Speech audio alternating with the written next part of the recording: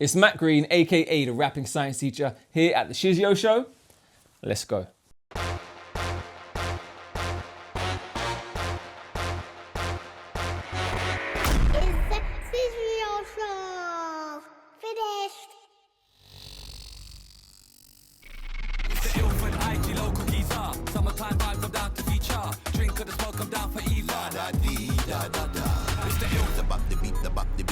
Like a ninja from under you creep with the beat, the bop, the beat, the bop, the boo. I'm the captain, this is my crew, with the beat, the bop. Doing up Cambridge, doing up Oxford. M-Way, doing up Uxbridge. MC Hammer with the jewels, can't touch this. All the bad beats in the pop. This bombo clack tune, rude boy.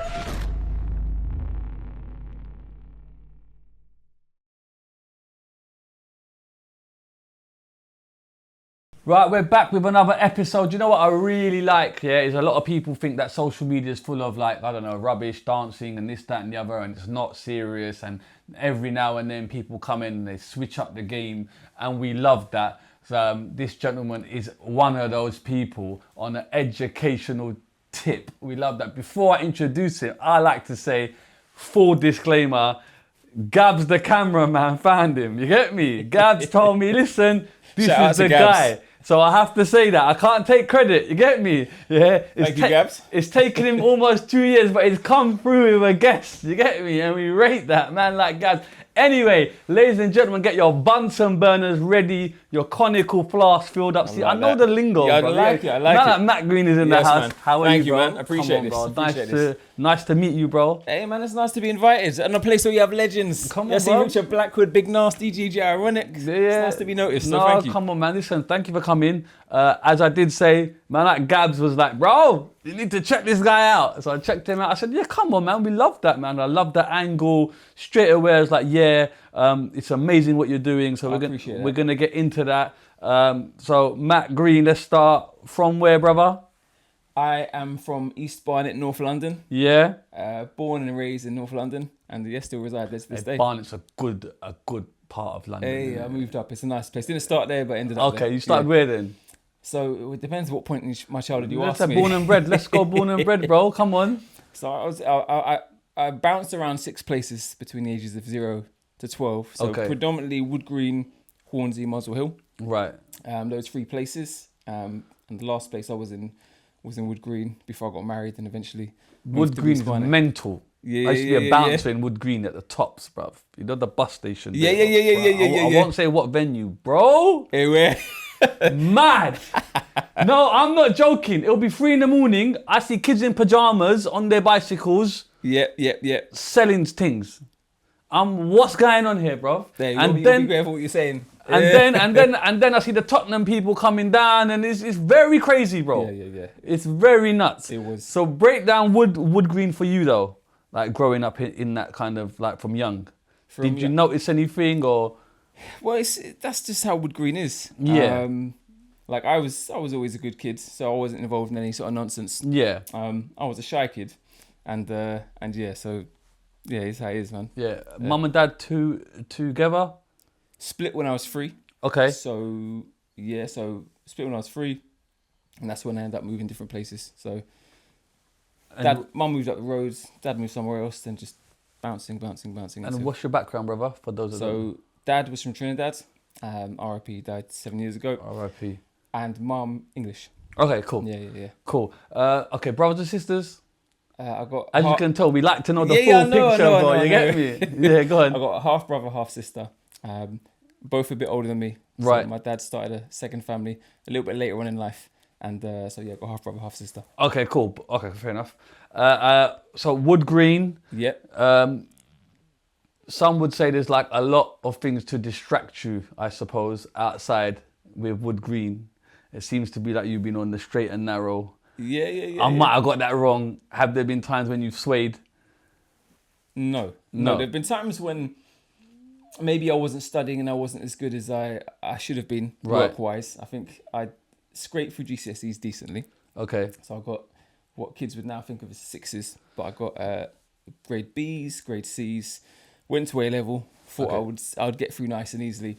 But messed around a little bit. But my final year of A-level, I stepped up. We will get to that. Firstly, okay, what's with the numbers and the B's, the numbers and grading, bro, in comparison to the B's, A, B, C's? Yeah, so... Whose great idea was that? So I think the government, when the government realised people are understanding things, I get what A's are, I get what B's are, they switch it all up. But why? Because it makes things confusing. But what? Like... I think the logic was... There is no logic. Yeah, well, they tried to find some logic. I think the logic was that they wanted a way of differentiating a bit more finely. So before it was A star, A, B, etc. Then they just switched up into 9, 8, 7. 7 is equivalent of an A. 8 is a bit like an A star, but 9 is an A star plus. But they could have just said, right, from now on we're going to do A star and A star plus. Yeah, they want to do and B plus and C minus. Old school, innit? Yeah, C minus. Even if you line them up against each other, A star against 9 and downwards, they don't line up perfectly. So you can't even say a 6 is an exact equivalent. A 6 is better than a B, but not as good as an A. It's fair to say it's a stupid thing. Yeah, it was annoying as a teacher, and it was very annoying for parents. It was annoying for everyone when they made that change. Okay, cool. Primary school. How were you in primary school? I was shy to start with. Yeah, I was quiet kid. Yeah, I was quiet when I started. I got a little bit livelier towards the end of primary school, and I like primary school. I had a good time there. Yeah, you're not getting in trouble. Not that I would like to say, no. When dad leaves the household, do you kind of notice that, or are you too young to kind of realise? So my parents had joint custody. Right. So I'd see my mum on set days, I'd see my dad on set days. So, both my parents were in my life. Yeah. So I was lucky to have them both. And they kept me on the straight and narrow. Yeah. Okay, cool. So you're all good in primary. All good in primary. Secondary now. Secondary, a different story. Are you going to school in Wood Green? No. Okay. So secondary is a different story. I was fortunate enough, though I didn't feel it at the time. My mum had a cousin who saw that I was going to go to not a good school in Wood Green. I had a rich cousin, and she stepped in and offered to pay for me to go to private school. Hey, we love that. Yeah. Shout them out, bro. Yeah. Come on, bro. They change your life, bro. Okay. Well, they don't speak now, so that's another story. Oh, wow. They done finance the... come in closer, please. Yeah. They done finance the thing, and that's it, bro. Okay, fair enough. So you had a family member say, we're going to pay for private school. Yes. Okay. Yeah. And what private school is this? It was a school called Woodside Park International School. Okay. Now sounds expensive. Yeah, I believe it was. Right. Now called the Dwight School, and that was a different ballpark, not what I was used to. And where's that school? That's in near Frying Barnet. Frying Barnet, you know them top areas there, bro. Hadley Wood and that, about 5 miles from Hadley Wood, but yeah. And there's some other places as well. I can't remember now, but anyway. All right, cool. So what's the difference then when you go to private school? Do you notice it instantly? Like, what is this? Yes. Okay, explain to those that have never seen the inside of a private school. All right, so in primary school, as I said, I had a blessed upbringing. So both my parents in my life had a roof over my head, never went hungry. But the second I go to secondary school now, private school, the kids there, we've got people that, all kids are comparing what parents earn, what kind of houses they live in, what kind of cars they come in. So I come in now, I've got split family, council house on my dad's side, 2-bed flat on my mum's side, and everyone's living in mansions. You've got people's parents that are, 7-figure salaries. Everyone knows who's earning what. And I'm there like, just fish out of water. Yeah. But some might say that's a good thing because of the networking. A lot of people that I know that send their kids to private school actually say it's about the networking. Like I can believe that. I've only discovered and learnt to network much later in life. Right. So I thought about that recently, like as I've been networking over the past few years in the industry I'm in now. I didn't come out of their contacts. I got close friends. Yeah. But sort of, no, it wasn't a contact situation for me. Average private school, I would say around is about $5,500 a term currently to 6. Yeah. I think so. 15 grand, I think a year. Is that how much it was then? How much was it when? I don't know. No idea. No, but I can. You get me. Yeah. And also, like, I'm just going with people that I know that put their kids in private school. There's a lot of upkeep with like school trips, for example. You're not going to the local museum. You're going to like New York for this, or I don't know that. Yeah, I missed those trips. Oh, you missed those trips. Yeah. I think I went to France once or twice, but New York trips, other ones, I didn't go on those. Did you feel left out then when you couldn't go on those type of trips, Or did you feel lucky that you was going to that school, or did you even realise what was going on? Do you know what I mean? 'Cause you're young, At the time, I didn't like it. So you didn't like the school? No, I didn't like it. Right. But as time's gone on, you know, you get older and you realise the opportunities that have probably come from it. Yes. Because if I'd gone to other schools, I might not have done well in school. Yeah. So therefore, it's served me well. They're very formal, aren't they? Private schools, a lot of people say, in regards to kind of manners and behaviour. Would you kind of agree with that? I don't think any more formal than... No? No, not the schools I've taught in since. So then, from your experience then, why are the grades much higher for people that go private school? I think it's... What's the difference? I think the main difference is that if you go to private school, you can usually afford to get tutors for your children, and you've also got high aspirations for your children. Sometimes I think it's an aspiration thing, right? If me and you go to a school and 20 other people in our class don't care about their education, what's going to happen to us too? Right. Yeah, if we go to a school where 20 other people are being pushed highly and you're being asked, oh, what are you getting? What did you get in your test, etc. You want to work hard to do a bit better. But that's a mindset coming from who? The teachers, the families? I think it's the families. But then there's a lot of families that just send their kids to private school because they just have the money. They don't even necessarily push in. Do you get what I'm saying? I think mindset is... Because you get the extra privileged kids. Yeah. They don't really care, bruv. Because dad's the CEO somewhere. So they know they got their place after. But I think it makes a big difference. I remember when I was doing... I was teaching in a school, and one of the things they sent me to was a private school chemistry department. Right. And I remember speaking to a chemistry teacher there, and he was relaxed. He's like, I don't have to do much here because the kids are going to do well no matter what. And I was thinking, God, all the teachers there in state schools, we're breaking our backs with the amount of extra stuff and all the things we do, because yeah, it's just different. It's a different. Yeah, I'm just trying to establish the mind. Like, what is that? What is the difference? Okay, there's money, right? You're paying that money, but I'm just trying to. What is it that the grades are so much higher in private school? Like, what is that? Do you know what I'm saying? Can you like put your finger on it? Can I put it? As I said, I think it's literally the mentality and who you're around. Like I said, if we go to a class where you've got 10 people that want to do well because it's coming from the families, and you go to a class where you've got 10 people that don't care, and whether they get 20% or 80%, they don't mind. If you're around that constantly, it rubs off on you. So is that coming from the families then? Families, would yeah. you say? Yeah, but then, if I was in a family, for example, that didn't have much, I would push extra hard for the child to do well.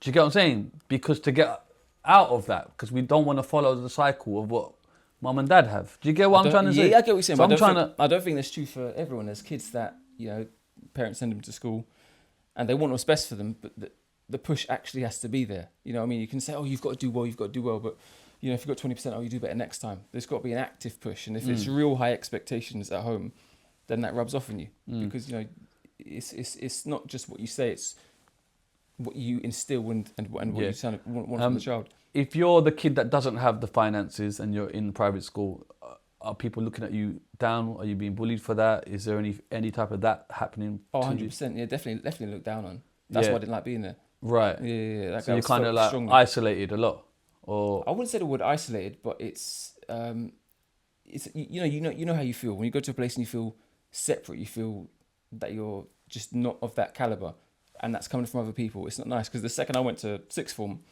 and that was state, just felt like being at home again.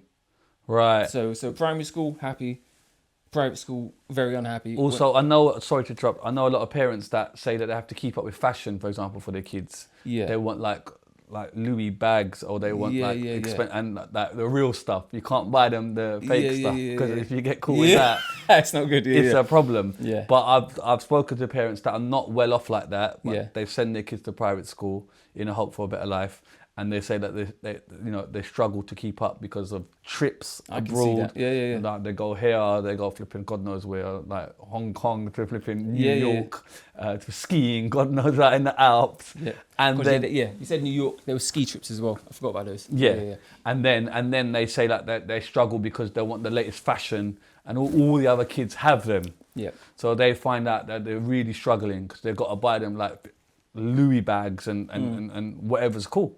Do you know what I mean? So that I remember the shot jackets, the Evisu jeans. Yeah. Hey, man had the Evisu thing up the leg, bruv. Are you mad? I want them jeans cost me £250. I remember. I always wanted one. There's a video, right? and there was an Evisu gene that went up one leg, Yeah. down the back, and then Busta Rhymes wore that in the video. Yeah, in one video, bro managed to get stopped left, right, and centre. Where'd you get them genes from? With it anyway, you get me, man. Yeah. All right, cool. So you persevere through secondary. Yep. Yeah. GCSE's there. GCSE's there. Did okay. Okay. Yeah. You went private school, bruv. So what did you get? I got B's and C's. Okay. Yeah. Is that regarded as good or is that not good in like your parents' eyes or? My dad wasn't happy. Yeah. My mum was happy enough, but my dad wasn't happy, and he was right. I think I was predicted A's, but just didn't capitalize on it. But when looking back in life, I think it's good. Sometimes you need like a little bit of a kick up the backside. Yeah. And are you in Wood Green at this time? Yeah. And you're not really going out, venturing out. Are your friends just school friends, or you got kids from the area? My friends are school friends, and then when I joined sixth form, I gained more friends at sixth form that way in my area. So you're not outside in Wood Green, do you get what I'm saying? No. Okay. No. Is that strict parenting, or is that just you not wanting to be outside, or is that a part of life that you didn't see? Do you get what I'm trying to say? That's just parenting. I think my dad wasn't, my dad was very strict. My mom wasn't so strict, but yeah. Yeah, but you're not with your dad all the time, are you? No. So you're just still keeping strict? Yeah, with my mum. Yeah, I was pretty much around the house at school times. Okay, cool. You get the grades. Yeah. You got your friends from private school, yeah? Like, have you got friends in private school throughout the time, though? Did you just feel isolated throughout the whole 5 years? No, I've got friends for life from private school. Yeah. Fair enough. And you know they're going to be CEOs soon, innit? Man's waiting. You get me with a call. Listen, hey, Matt, I got you, come through. All right, cool. So then you decide to leave private school and go to a normal sixth form. Yeah. Okay, why is that? Did the funding run out? Funding run out? Yeah. Okay, cool. Yeah. So at which point your parents are not speaking to whatever happens, something happens? No, I think it was cool at that point, but it's just, it comes to its natural course. Do you know what I mean? If someone's doing you a favour, you can't say, can you do an extra favour at this point? Absolutely. It's and finished. just to make it clear, that's 5 years, probably about... Yeah. How much is that roughly? 100 grand? I can't. I think it was. I have a feeling it might have been around 10, 12 grand a year at that point. Right. Okay. Yeah. Cool. 50, 60, 70. It's a lot of money. Yeah, it's a lot of money. Okay, You know cool. what I mean? If I'm doing you a favour for 5 years, and you're like, Matt, can 100%. what are you gonna do for me now? You can't ask anymore. What else are you learning in private school apart from the education? Are you learning anything else? Any like are the social skills different? Do people act different? I don't know. Do you know what I mean? People say it can be a bit snobby. Snobby, but I mean, I can't say there was specific lessons that were any different from state schools. I've taught in many state schools since leaving. Right. And it's not vastly different. Would you recommend people to send their kids to private school if they had the money? I think I would, yeah. I think if I've got the money, like I've had this debate with my wife, I'd have to fully know the school and have to check it out. And if I feel that it's a nice school, it's got a nice ethos, and I can see the kids doing well there, then I probably would send them there. What is the criteria when you're looking for a good school? Because people out there might, Number one is I'd want to step in and see happy kids. I want to see kids that are there, happy and learning, and that they're progressing. So if I see them, see sort of miserable classrooms, students that clearly don't want to be there, and I've been in both. I've visited schools and seen very, very happy students, and I speak to students when I pass by, and they always, they're happy to tell the truth. No students are like, oh yeah, I love being here. They're like, oh God, this is boring. They'll tell you. But parents, when they visit schools, usually they brush it all under the carpet. It's all one big show for that day. It's very hard to see a real workings of a everyday school life. Do you get what I'm saying? Yeah. And a lot of that is hidden because they want, it's like an Ofsted thing. Let's get it all ready for Ofsted. Ofsted come and go. Yeah. Everyone crack on. They've gone. Do you get what I mean? Yeah. So I'm saying, how does someone decipher these things to really pick the right school for their children? You've got a good point, yes. They can do that, but you can check reviews online. You can book to see the school randomly many different times. So there might be an open day on one day. There might be some sort of show day. If you see them on multiple days, you're going to get a better idea of the school. They can't sweep everything under the carpet. If the school is bad, you will see it. Right. If you look at it enough time. If the school is great, you'll see that as well. Cool. Okay, fair enough. All right, so you go to sixth form. How was that for you then? Sixth form was great. Yeah? Yeah. You notice a difference? Yeah. What are the differences that you notice in regards to that in private school? The main thing for me, from just a personal perspective, I fit in there. Right. So from not feeling accepted in secondary school to feeling accepted in sixth form college. Right. Kids there are like me, similar backgrounds to me. There's no sort of look down feeling, which is what I got in private school. Did you get that for the whole 5 years in private school? Yeah, definitely for the whole 5 years. Really? Yeah. Never shook that, and then it just went immediately. Okay. Yeah. So it's just a feeling then. Like, I'm with. You can breathe now. Yeah. I felt relaxed. When Okay. I was happy when I left. Cool. And what kind of subjects are you doing? Chemistry, biology, and English lit. That is a lot of science. Okay. So then let me ask then, when does science creep into your life? Why is it science? Science I've loved since I was a kid. So Okay. I've loved science from a child. I always wanted to know how things worked. So I'd love Tomorrow's World, anything technological. Tomorrow's World was the show. Don't gas me, man. Yeah. Like, man used to watch that. Tomorrow's World was showing you the future, Hey, man, basically. you're showing our age here. No, I heard about it. I did my research, yeah. So Tomorrow's World was a program and it would show you basically the future gadgets, it's like the gadget show. Yeah. Do you know what I mean? Yeah, that's it, yeah. And it would show you what the world would be like, and et cetera, et cetera. Okay, so you're always fascinated Loved it, yeah. with science. Yeah. Always was like asking my parents, how does this work? What's this? You know, when you get older, they can't answer the questions anymore. So, I'd research it as best as I could. And even in science class, I would always ask like what's inside this? What's an atom? What's inside the world? And it would just keep going. Right. And then what about your other subjects like maths and all of that? Are you just mostly on science? Mostly on science. Maths, I consider myself fairly decent enough to run a business. Yeah. But the accounts are right, you get me? You are, yeah. Trigonometry, ain't no one used that ever in life. Yeah, Pythagoras. A squared plus B squared equals C squared. Never in my life have I said, bro, wait there a minute, let me just work out A squared. Yeah, it's not happening. But yeah, maths, basics, passed well, and you need maths in science. But science was your bag. You was like, that's it. Yeah, with the humanities, in history, geography, never been my thing. So you just liked it. You can't really say there was like a key moment in your life where you just liked science. No, just remember coming out of childhood, loving it, going into secondary. But it's like being intrigued, I guess, with the workings. Yeah. You just want to know how things are, and 100%. When you're inclined one way, whether it's music or humanities, whatever it is, you like your thing. You know everything about it, and you just like spending time doing it. Cool. So you pick English and what you pick what? English, biology and English literature. Sorry, English, biology and chemistry. Right, cool. Okay, cool. Passed them? I did. Yeah? Grades? What did you get, bro? Break it down. I got, I think I got BBC. Yeah? For A level. Cool, and you plan to do what? Going forward? I wanted to go into something that's like medicine. Related. Yeah, medicine, I was never really for medicine, to be honest. I ain't gonna lie, I tried chemistry A levels, but when the moles and all that come in, bro, I was out of there, bro. I remember when moles first came up, and I was like, "What is this?" And then once you finally tweak, it's cool. But the early days, but there is a lot of maths involved, isn't there? Yeah. Do you know what I mean? Yeah, that's what I'm saying. I was decent at maths. If I wasn't decent at maths, chemistry would have been very difficult. And these subjects are not the coolest of subjects, are they? Hey. Says who?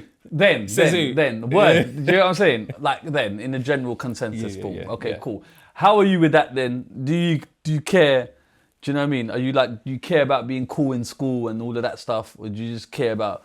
I think we all do. But, when you like what you like, you can't do something else. Yeah, but some people, they can't draw the line. It's good that you could draw the line and say, I like this is what I'm going to do. Whereas there could be a peer pressure to... Because the time you have to put in to pass these subjects is very intense. Yeah? You can't really be outside doing madness after school. You know what I'm saying? It's very intense. Yeah. So where did you draw that line of this comes first? I think probably my second year of A levels, because first year after coming from GCSE, didn't do too much work for GCSEs and still passed. So I thought, as most students think, you can do the same for A levels, and you have a wake up call.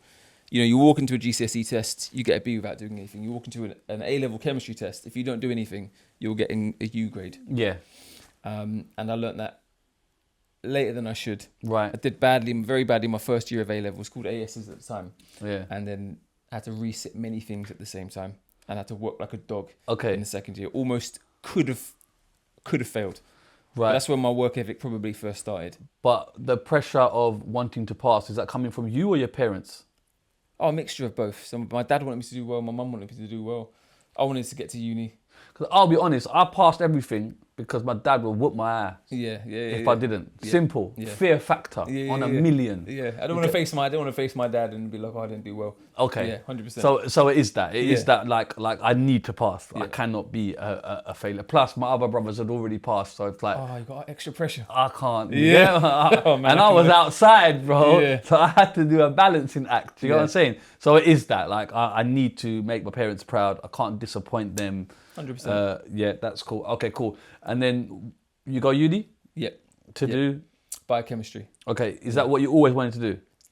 I wouldn't say always wanted to do. I mean, when I got to sixth form, I didn't really have an idea. I just thought, let me do my subjects I want to do. Yeah. And then along the way, I thought, what subject combines those both? My skills and my interests. And that was it. And then I thought, maybe I'll do pharmaceuticals after. What is biochemistry for those that don't know? It just sounds like a big word. Sounds like a big word. And even I don't know what it is, really. You know what I'm saying? Okay, to summarize it as discreetly as possible, it's the study of what chemical reactions are going on in cells. If you're going to make it as simply as possible. What chemical reactions are going on in cells? Yeah, that's a crude way of putting it, but it's chemical reactions are in all our bodies, right? Yeah. But understanding what they are is the biochemistry. Periodic table on Smash, yeah? Man's got the periodic table on Smash. Okay, cool. What uni you go to? University of Kent. Okay, so you're out. You leave Wood Green. Yeah. Is that something that you wanted to do, like live out? Oh yeah, 100%. 100%. It's not part of the experience. I wanted to get to uni, live for myself, see what it's like, and then just enjoy that student life. And what is student life like? Student life was good.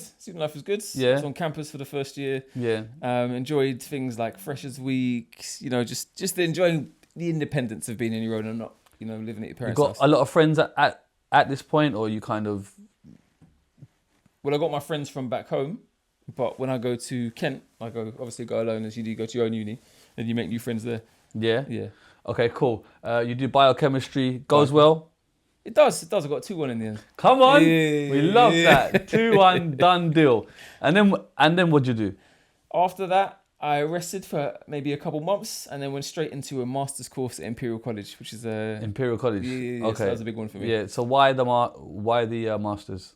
I did a little bit in my biochem course on the brain. Was fascinated by that area of science. I thought, let me see what's out there. Found this particular course at Imperial College, which was neuroscience, and did it. Are you just naturally smart, or is it something that you I'm definitely not naturally smart. Okay. Yeah, I feel like because when I ask people, is it nurture or nature that makes someone smart? What do you say? It's a mixture of both, but that's going to be a scientific answer. Yeah, you're going to have genetical components. Come on, tell them. Yeah, go on. You're going to have genetic components, which obviously you can't change on your ability to assimilate information. But then, of course, if your brain, you've been organised and brought up in a certain way to learn things. If you've had a very, distracted, disorganised upbringing and everything's scattered all over the place, you're going to struggle to learn things. If TV's on, then this, then that, then whatever, it's going to be hard. But if you've been grown up in a way that, look, we're going to learn now, this is how you learn, this is the structure, whether you've got a high IQ or not, that's just how you're mentally organised to do things. So do you think anyone can reach a master's level? I think, I do think, yeah. Yeah, and it's literally the choices they make in regards to time spent. Yeah, even every part of my education, from GCSE, A-level, uni, even masters, I've struggled to learn things. As a teacher, that's why I think I've been successful as a teacher, because I'm always thinking, I struggle to learn this. How could it have been said so I could understand it? Mm-hmm. If I found things easy, then you just think, this person should understand that. And sometimes you come across teachers like that, like, this is this. And the kids don't get it because the teacher understands it so well. It's hard for them to break it down in such a way that the students will understand it. Mm-hmm. But usually the teachers that have struggled to understand things themselves, they make better teachers because they know how you can find it difficult and how you can struggle. When some people blame other aspects, it was the teacher's fault, it was so-and-so's fault. I think that'll hold you back for life. Yeah. Is that a valid argument in your opinion, or is it always down to the individual? It might be a valid argument, but it's not going to help you if you say that. But how do you see it? How do I see it? Yeah. In my responsibility as a teacher, I always took it as my responsibility to do my utmost for the students to help them pass. Yeah. And if they did badly, I would take that personally and I would take that as my responsibility. But the students have to take it on as their own personal responsibility to do well. Because they can't just go, Mr. Green helped those other students, and with me I didn't do well and that's his fault. And that's why I'm just going to suck at life and nothing's going to go well for me.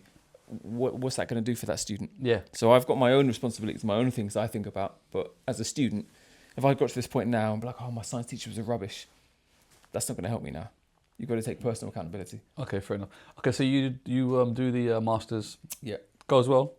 Yeah, it does. Is this like the dissertation that's like 10,000 words or? Oh 20? yeah, there was a long one. It was a 6-month talk course and then 6 months of actually doing real science and experimenting. Do you have much of a social life up until this junction?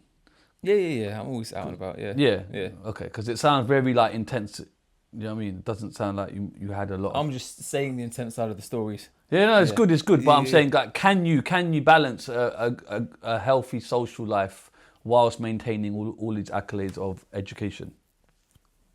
In your opinion, it depends what or does it take a specific mindset to be able to have that balance? It depends what you think of as a healthy social life, right? Like for me, I've grinded hard since I was maybe 17 years old. And when I've got that discipline of, studying in the library, spending X time doing things, that comes first, and then I go out afterwards. So I've always go out less now as a parent, but I think there's possible to balance. But if you've come from a background where you're going out daily and you like spend large chunks of your day doing stuff, then going again in the evening, then yeah, that's going to be a wake up call. And it's going to be hard to do both. Can you adjust yourself if you're in that mindset of just outside a lot?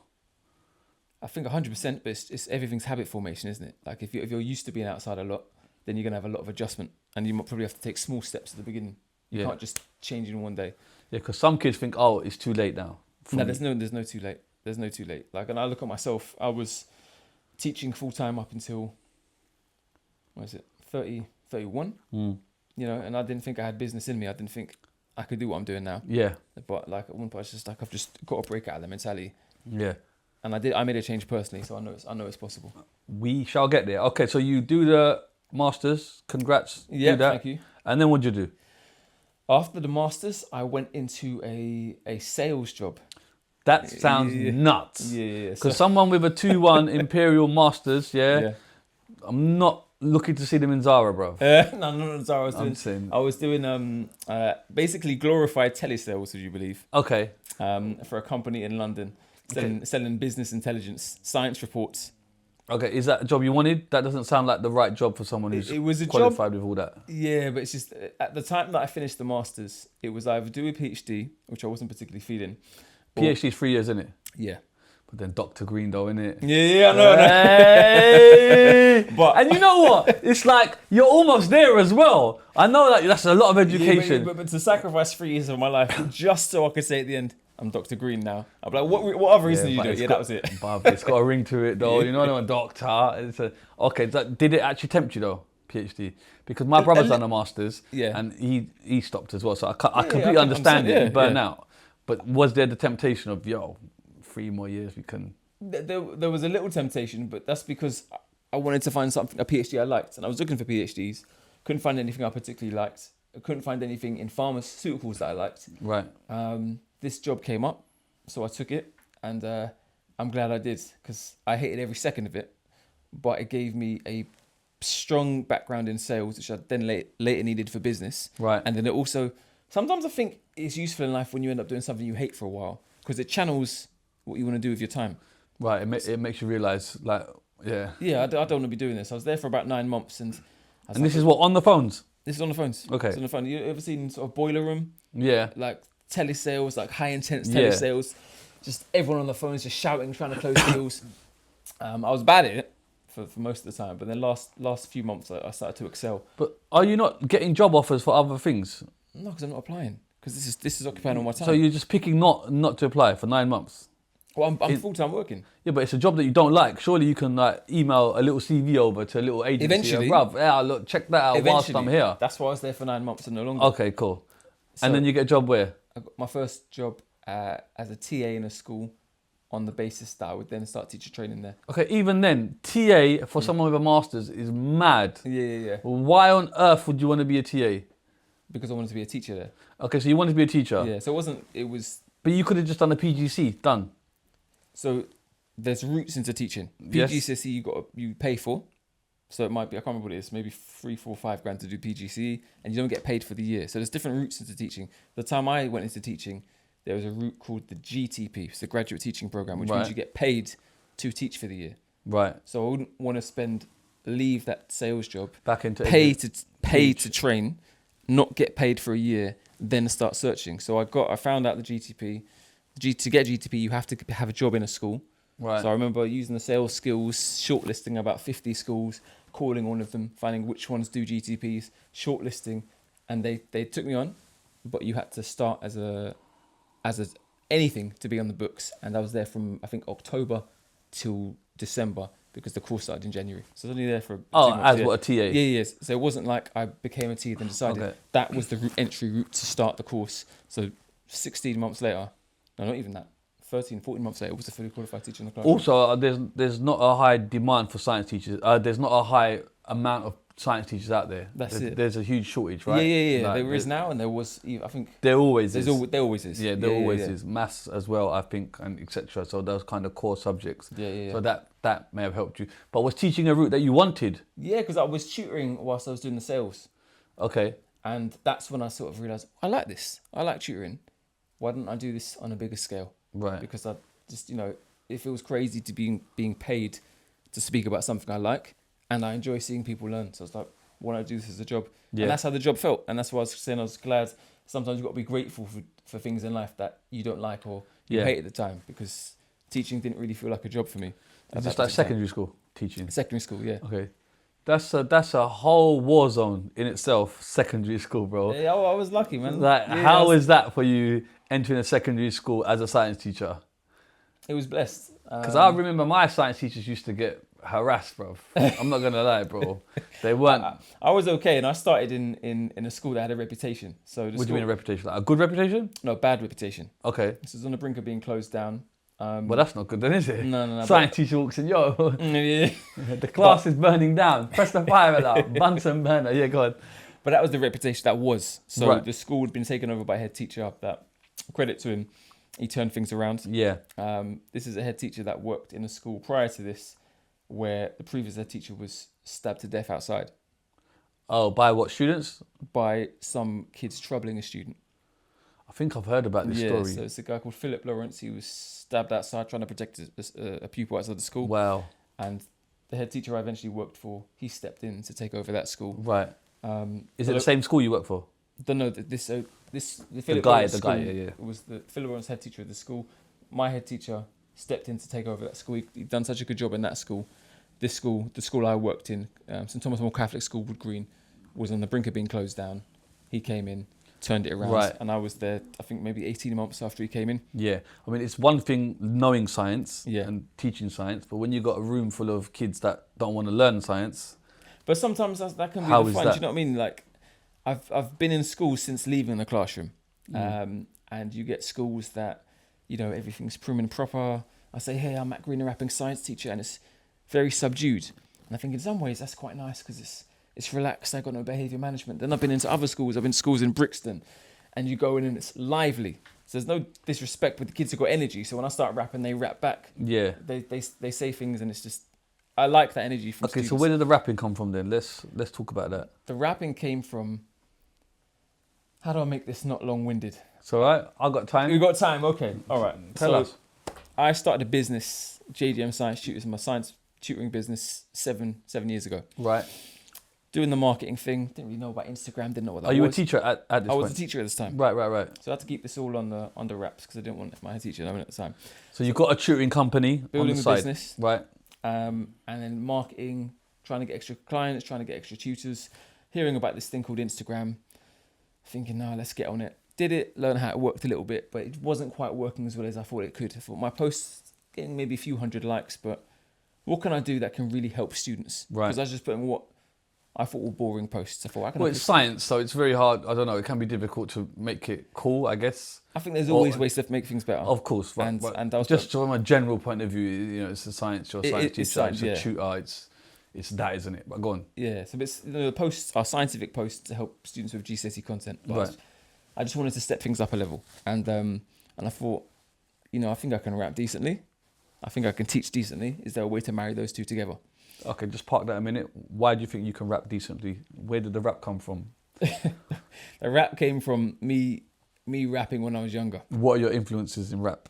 Tupac, 50 Cent, All that good stuff, Yeah, baby. yeah. You know, even Wiley, even the the English, the grime MCs. I think that's probably what my sound is closer to now in terms of how I try to deliver. Who are your favourite rappers, FYI? Give me your top 5. Tupac, 50 Cent, Eminem, probably Nas.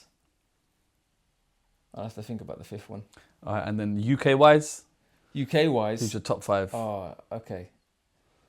Stormzy, Dave. Yeah. What, top 5, yeah? Yeah. Okay. I like Stormzy. No, I hear Sometimes I see the hate on Stormzy. I'm like... No, he's cold. I just think sometimes you need a bit of longevity. But go on. I respect it. I can't... When he rhymes... He's sick. He's sick. He's totally. next level.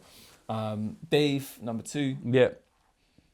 Probably Skepta, number 3. Mm-hmm. North London, look. Yeah. He thinks I don't know. Yeah, go ahead. I'm a big fan of AJ Tracy. Yep. And I don't know about number 5, you know. This man doesn't know about 5, No, it's just because it's the ones that I'm passionate about are good, and then some. There's a scurry for the bottom level side. I hear that. Okay, cool. Sorry, I had to ask that. Right, go on. So you have the Instagram, and you think... And I think we can make it better. Right, I think okay. we can make it better. And TikTok, I've heard of this app called TikTok. Tried to download it a few times, never quite understood it. So I just deleted it and stuck with Instagram. Thought, let's do this idea. I can't bench it anymore. What year is this? 2017? This is 2019. The idea 2019, to put the rap and science together.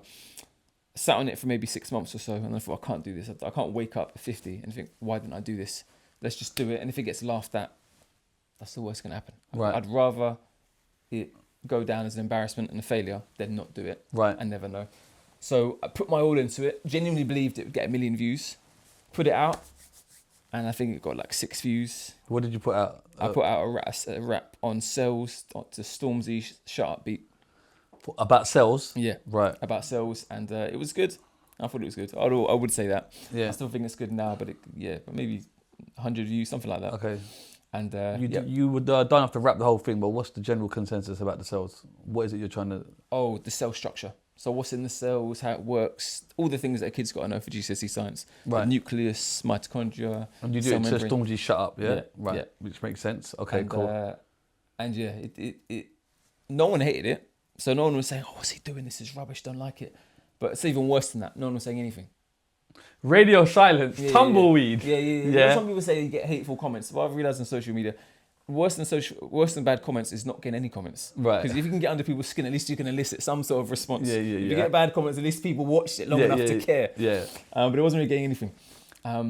But maybe a few people want message and say, oh, I like this. This has helped my... But nothing really to write home about. Yeah, and I didn't stop though. I thought, let me do another one. Heady one, and AJ Tracy, Ain't It Different. I thought that's a big tune. So you're getting current bangers, Yeah, getting the instrumentals, and then writing your own raps. Yeah. How hard is it to write your raps at the start? I think I might have taken maybe 5 to 10 hours writing bars back then. That's a long time. Okay, cool. Because it's not just sort of taking the emotional side of an emotion and putting it into words. It's getting the science keywords and then getting it to rhyme and have it make sense. Yeah. Because sometimes you can write something, oh, that sounds cold. You like it. But then you step back as a teacher and be like, if I was a student and I didn't know what the mitochondria is, would I now know? I'm like, nah, it sounds good. So you're really paying attention to the lyrical content. Right. To the finest details, there's always 2 decisions. Does it sound cold? And does it make as much sense as if I said it in the best way possible? Yeah. Because it's not just, does it rhyme? If I was going to explain a concept to you in plain English, no rap, does the rap explain it as well as that? There can't be any sort of, it's nearly as good as, but I made it rhyme. Are you doing this just to try and get more traffic on you and your tutor company? Or are you doing this because you think this is a way it's going to get into students' heads? I started this because the business was starting to make decent money. And I thought, as I'm coming away from state schools are my way of teaching all students, whether you can afford it or not. You've got, you might have no resources at home to get tutoring. I've got a tutoring company. You wouldn't be able to access that, but you've got me in the classroom. The business is on its way up. I'm realising I'm going to eventually be out of the classroom, and all the students that can gain access to me and my ability to teach, that's going to go. So how am I going to look students in the eyes and be like, oh, I've made my money now. So bye-bye to all you guys that can't afford it. I'm gone, I'm making my own money. And that's where that came out of. I thought, I'm going to leave the classroom. I'm going to have the tutoring enterprise that's just going to be making money, allow me to feed my family, pay the mortgage and that. Yeah. But the rapping, hopefully, will allow me to teach on the masses the same way I did in the classroom. But rather than 30 kids, 200 kids across all classes, maybe, a few thousand.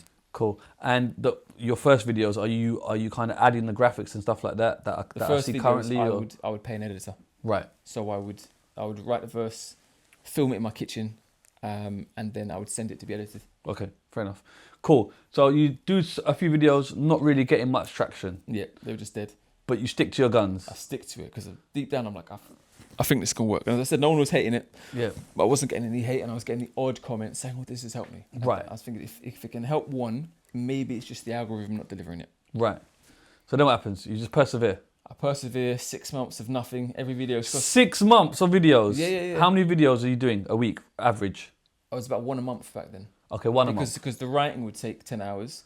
The filming would take ages. I can't remember lyrics. I'll get to that a bit later. I was going to ask you about that, actually. Right. Because whenever I speak to someone that raps, I always want to know what their capability is of remembering words, because I forget words immediately after I've written. Yeah, but couldn't you put it just be like behind the camera and just have it almost like a script?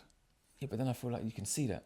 How? If you're standing here, if you have it just above the lens, no one's really going to know. You're going to have to teach me this, man. Yeah, bro, like, you see, for example, that stand there, there's a stand that goes behind it of lyrics, and you can just, you know what I mean? You should have reached out before and told me Bro, this stuff, man. me, When I do. Listen, bro, I can tutor you get me? Man, I've got a tutoring company. You can share some information here. Okay, cool. So you're struggling to learn the lyrics and get it right. Yeah, so filming would take a couple hours. So everything I do now, it's usually 4 stages: the writing, the recording, the filming, and the editing. Every stage would take way longer than I do now. So it could take 10 it's hours. a learning curve, though, isn't it? It's a learning curve. Right, cool. But the fact is, that's money that I wouldn't be making, because I had my own clients that I was tutoring. So I was not only running the tutoring company, but I had my own clients. So I was in high demand as a tutor myself. So anytime... so this tutoring company, you're sending out tutors? Yeah, it's an online tutoring company. So I think it just depends on what time. But, I had 2 tutors at the very beginning. We've got 100 now. But You've got 100 tutors? Yeah, we've got 100 now. Hey, Matt's making... Is this COVID time or pre-COVID? So we got 100 tutors now. Back when COVID hit... I would have thought that would have given you a nice little spike, COVID, no? Because everyone's at home. COVID caused a big problem. Okay, why? Big problem, because we had 70 lessons a week in COVID, before COVID, and many of them were getting lessons with us preparing their kids for their GCSEs. So imagine we've got 70 lessons a week. GCSEs have stopped. GCSEs and A-levels have just stopped. Right. So imagine you're a parent paying my company to tutor your child for the exam that's looming, and that exam's now not happening. Yeah, fair enough. Their teacher's going to give them a grade based on how they are now. Any tutoring you pay for will do nothing. So we dropped from 70 lessons a week to 30 overnight. On the flip side, I would have thought people are at home, parents want them to learn something, you're going to do tutoring. Do you know what I'm saying? But it didn't work like that. It didn't work like that. But okay, so it hit you hard. Yeah, it did, because I was going more and more part-time at work. Okay. So that was a step down, but I just persevered. Yeah, you hung in there. Yeah, hung in, just kept making more calls. Okay, cool. So back to the videos, you dropped like 6 months worth, nothing's happening. You're still persevering, you still believe in it. Because most people by now, they've been like, screw this, let's carry on with the company, mate. You know what I mean? We got things to do. Yeah, but I know, but I've been through this before when starting the company. So when I started the company, we did a similar thing. I wanted 20 clients in the first year, broke my back, had 2.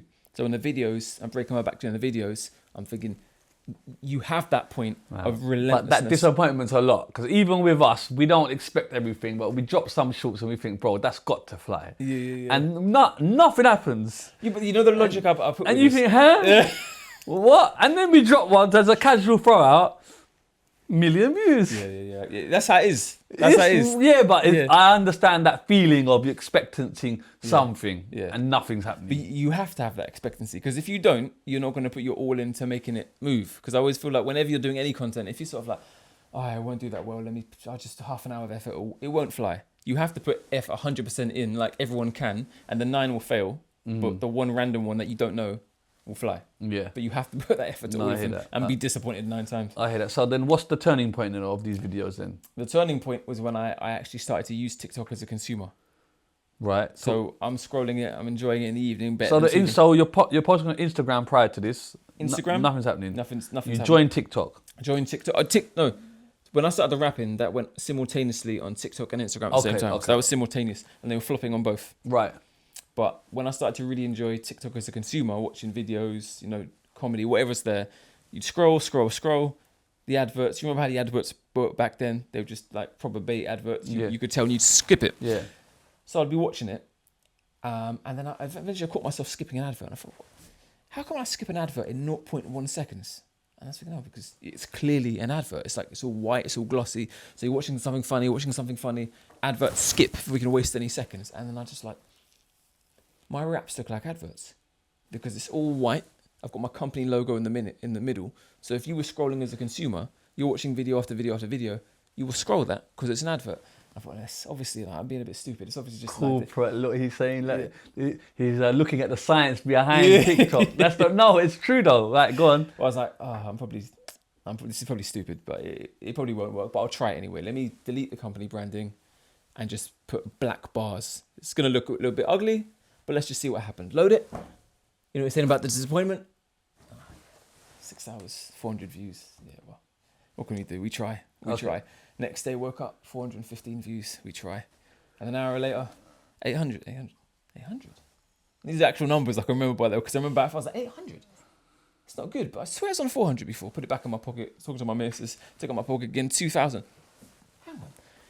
Are we hit turning point? I was like, it's too good. Maybe it's too good to be true. And then just it kept happening. 4, 8, 10, 30, 50, 50K in one day, which is nothing now. But at that time, I was like, unbelievable. 50K. I was like, I cannot believe I've had 50K. So what was that video on?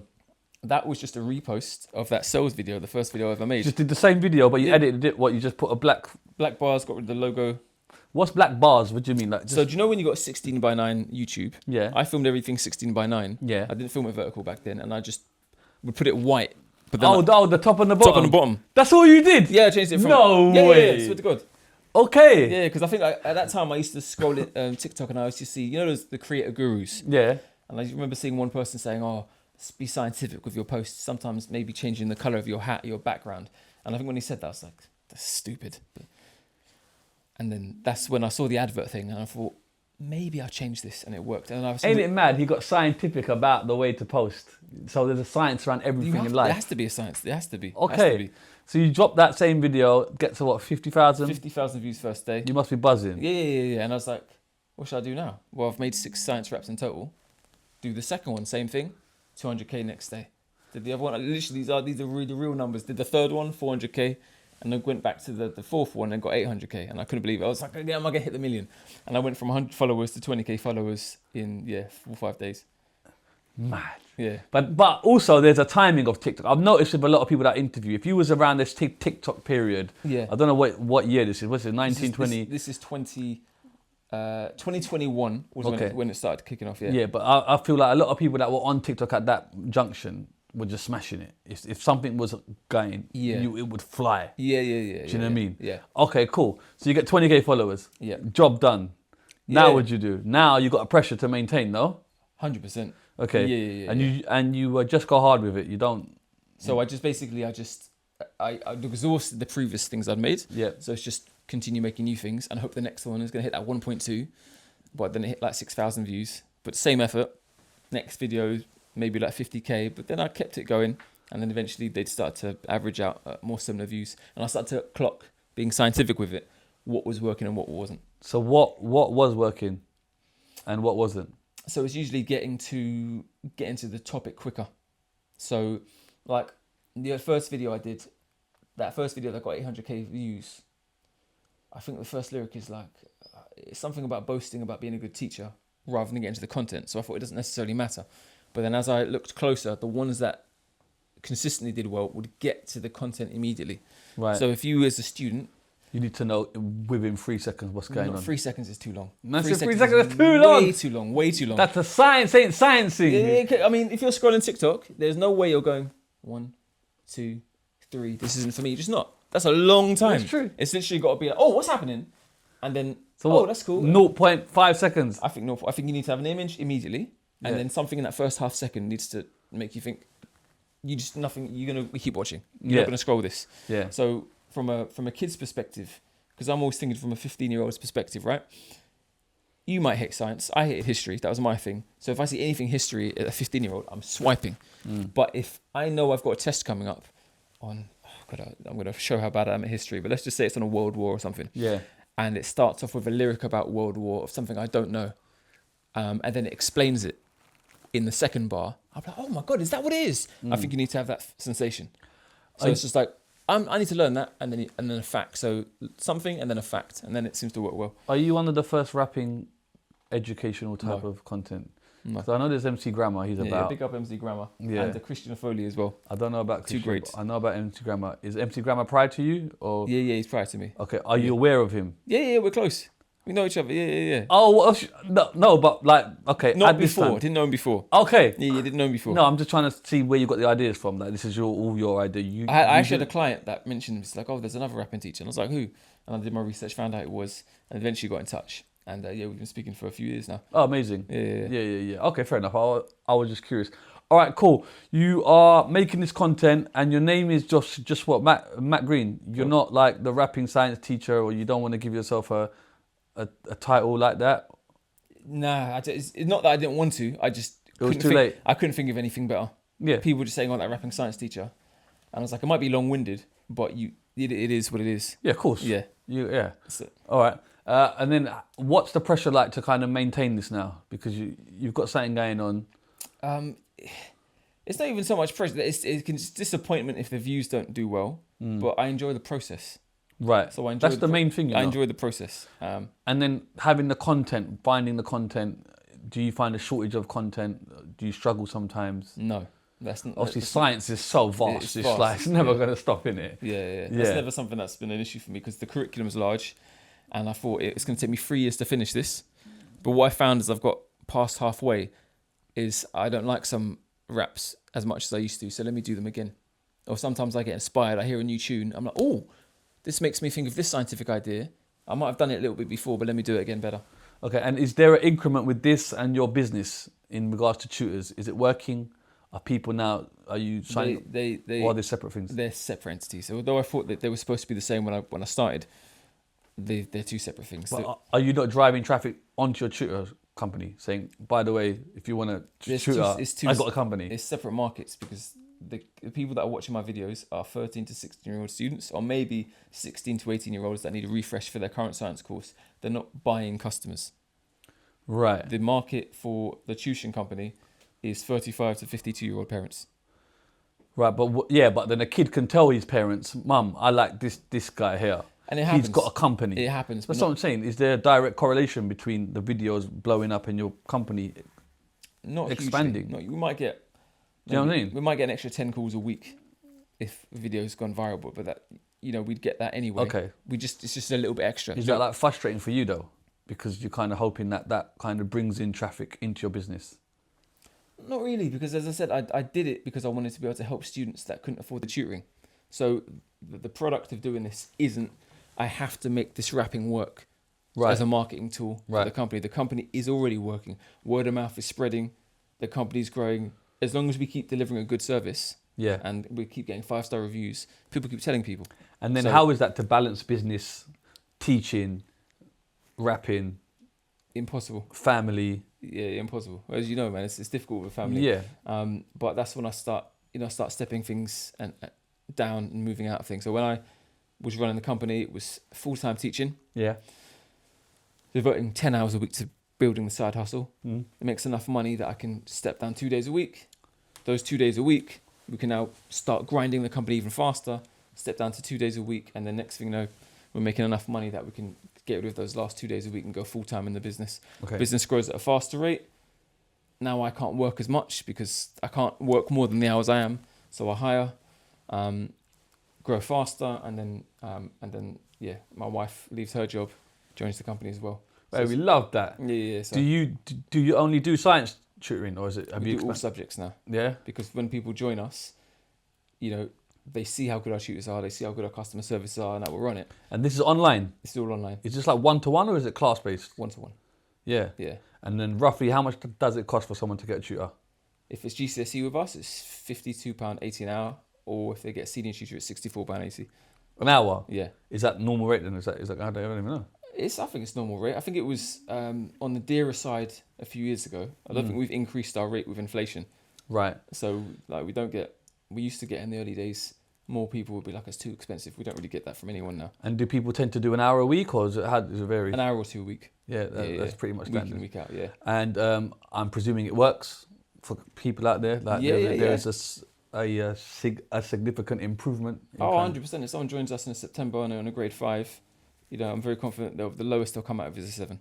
Come on. Yeah. That's the max stat, baby. Yeah. You know what I mean? Okay, cool. So the videos are doing really well, right? Yeah. And you just want to grow it as much as you can. 100%, yeah. Okay. And they do so. They just get bigger and bigger and bigger. They do, we were talking off camera before we filmed. You were saying something about the instrumentals that you were using, because TikTok pay you, right? Yeah. Right. So pennies, but they pay. Are you earning from this rap side? So in this first year of starting, I think I hit the creator fund within maybe 6 months. Yeah. So we're talking pennies. We're not talking about leave your job. We're talking about you can buy a fridge. Yeah, because people seem to think TikTok can save your life, and you don't have to work. It can, but not through the TikTok. If you're Bevo and you're eating food 3 times a day, come in there as a cameraman. Yeah, let's go. Yeah. Okay, cool. It can, but not we make good money off TikTok.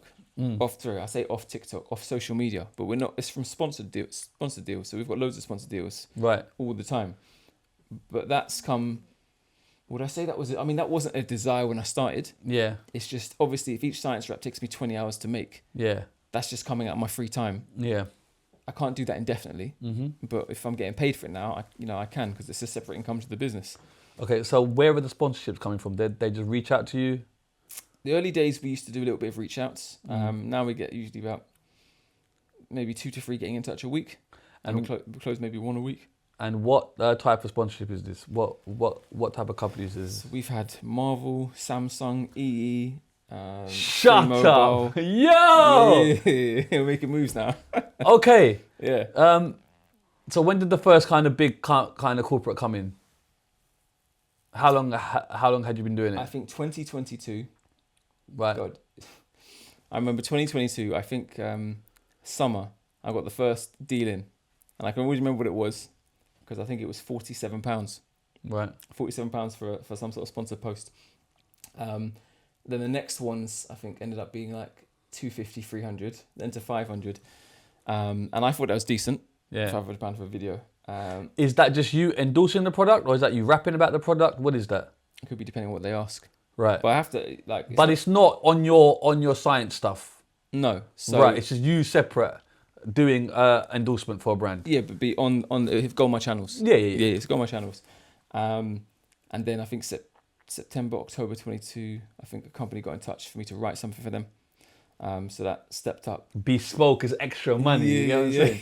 Right, go on. So they just wanted a song written. And then after that, just some companies got in touch, and I started learning about what you can charge based on licensing XYZ, and realised I wasn't charging the correct amounts. Right. So I remember giving the first offer out, and then thinking, no, that's ridiculous. Why did I give that? And they came back. Underpriced them. I was underpricing companies. Yeah. I was done 250, 500. And then I remember the first time I realised that, I thought, let me give someone an offer. And then regretting it and thinking that was dumb. They're never going to say yes. They said yes straight away. How much did you charge them? Back then, it was $2,000. For one post? Yeah. Hey, Mac Green, gone clear. Okay. And I thought that was decent, but the following was a lot smaller then. And things have moved on since then. But do you gauge it on the actual company? Obviously, if it's a Marvel or Samsung hollering you, then there's some backing behind these companies. My business brain always says, it's like I'm some business guru, which I'm not.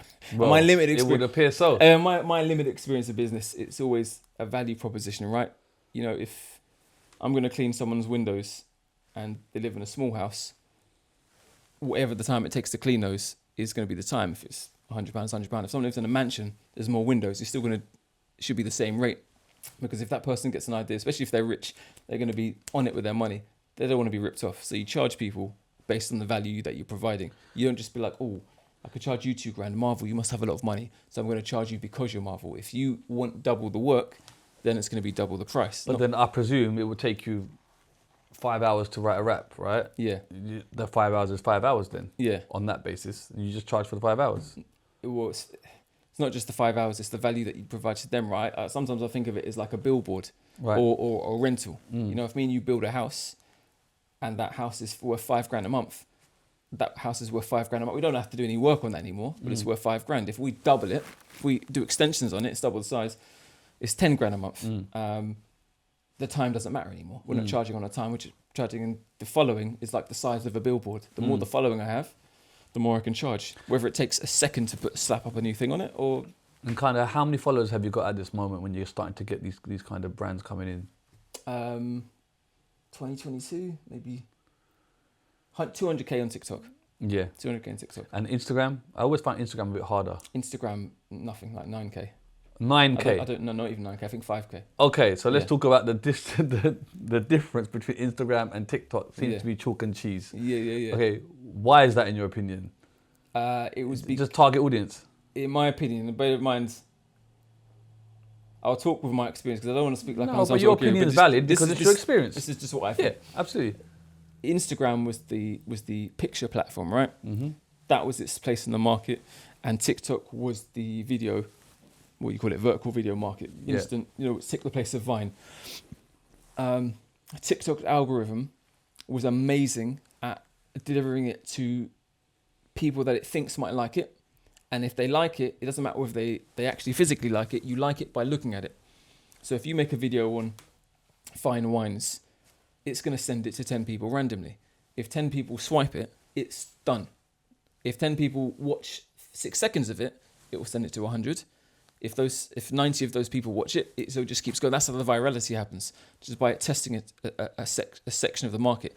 Sometimes it might get it wrong, so it might send it to 18-year-old guys. They don't care about the wine, so they're going to scroll. But if it sends just the right thing, right target, it's going to do well. Yeah. Instagram had a very different algorithm. It was working on pictures. I don't know how that propagated it, but it obviously did work because people were blowing up from putting pictures up. Yeah. It changed when they used Reels. Yeah. And then whatever they did, they tried to replicate very closely the TikTok algorithm. Yeah. But it's not the same though, is it? Even now I find if I post a reel on two different sites, I can get completely different numbers. I find them very similar. Do you? Exceptionally similar. They were, Okay. they were I can show you videos, millions of hits on one platform, and on the other, 20,000, 30,000. That much vast of a gap. I mean, when I was saying I had 5k on Instagram and 200 on TikTok, those days that would happen. I put something out on TikTok, it'd get 5 million views. Put it on Instagram, it would get 100 views.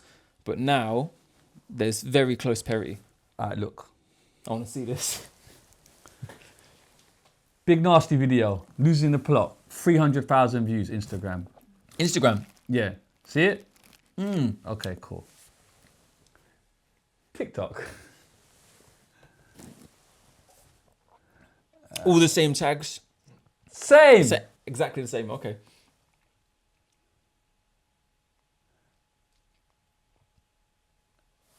$3.4 million. But that's viral on both. It's just hyper viral on TikTok. But the number difference is dramatic. It is, And that's just one example. But see that 300k one? Is that, how would you class that? Because that's a good number. No, I'm happy. I'm cool. I'm not greedy. Listen, that's 300,000 people, bro. I ain't got no problem. But I'm just saying, if you could then compare it to a TikTok one, my TikTok views are through the roof on some things. And they just don't correlate. So I'm thinking, is it something different? Is it an algorithm difference? There are algorithm differences, but I can't say this with a fact. I need the scientific answer. Okay. You get me? The science man's in the house. Break it down. I can't say this with a fact because I don't know Instagram, but I do believe they obviously saw TikTok the same way they saw Snapchat with Snapchat stories, and they did the correct move of ripping it off. They saw TikTok with the vertical, so they did Reels, and they wanted to replicate the algorithm, and it worked because TikTok would, you could have 1 million followers. And you could just go, hi guys, I'm just having a drink before the Shizzio show starts. If you did that on TikTok, no one will care, right? But if you do that, if the 1 million followers isn't going to help. Whereas if I had 1 follower on TikTok and I did something crazy, like I'm about to jump off this 2-story building, my 1 follower, it doesn't matter. I can go viral on that. A lot of people are saying followers don't really matter anymore. They don't matter on TikTok, and now Instagram has also followed a similar thing. Yeah. Which has its own benefits because it means you've got a higher chance of going viral, But if you've got a mid post, it will not do as well anymore. And also, I'm finding that there's almost, they want the tease like for you to pay to kind of push your post. There's a lot of that, like pay to advertise your post. You feel like that on Instagram? I feel like it. Like I feel like there's like a restriction, and it's almost like they dangle the carrot. Like if you want your post to do well, you should consider advertising your post. Yeah, I see those. I see it pop up, but I haven't done paying for pushing a post for about 3 years. Do you feel like you've got control of the market then with what you're doing? Because no one's really doing what you're doing. Control of the market. That's a question. Hey, I'm good at them, you know. Yeah. Don't be fooled, bro. You know, a monopoly of the market. Do you get what I'm saying? Well, there's no rapping science teachers. So that's what I mean. Like it's yours, isn't it? It's yours for the taking. You were first to take it, and it's like no one's doing it. I don't know why. But it's a weirdly specific thing. Do you know it is. That's what I mean. It's a very niche. It's niche, isn't it? Yeah. Yeah. Like you're doing your own thing. I don't think there was many but there's not many cool science teachers out there. They don't really, do you know what I mean? Yeah. There's a myth, or you are like bunking the myth, but do you know what I'm saying? Like science teachers with a certain stigma. Yeah. And it's like, right, you've come in, they're cool science teacher. So I'm guessing there's not a large queue of them around the corner waiting to take your place. No. So it's kind of like you've been left in an open market, and it's like, all right then, I'll just take all this, I'll take it all then. I mean, I haven't really thought about it like that. Okay. It's just. And then from a corporate point of view, it's excellent marketing because you're very like you're a science teacher. So it's like we will put our money into this guy because he represents. He's a science teacher. Yeah.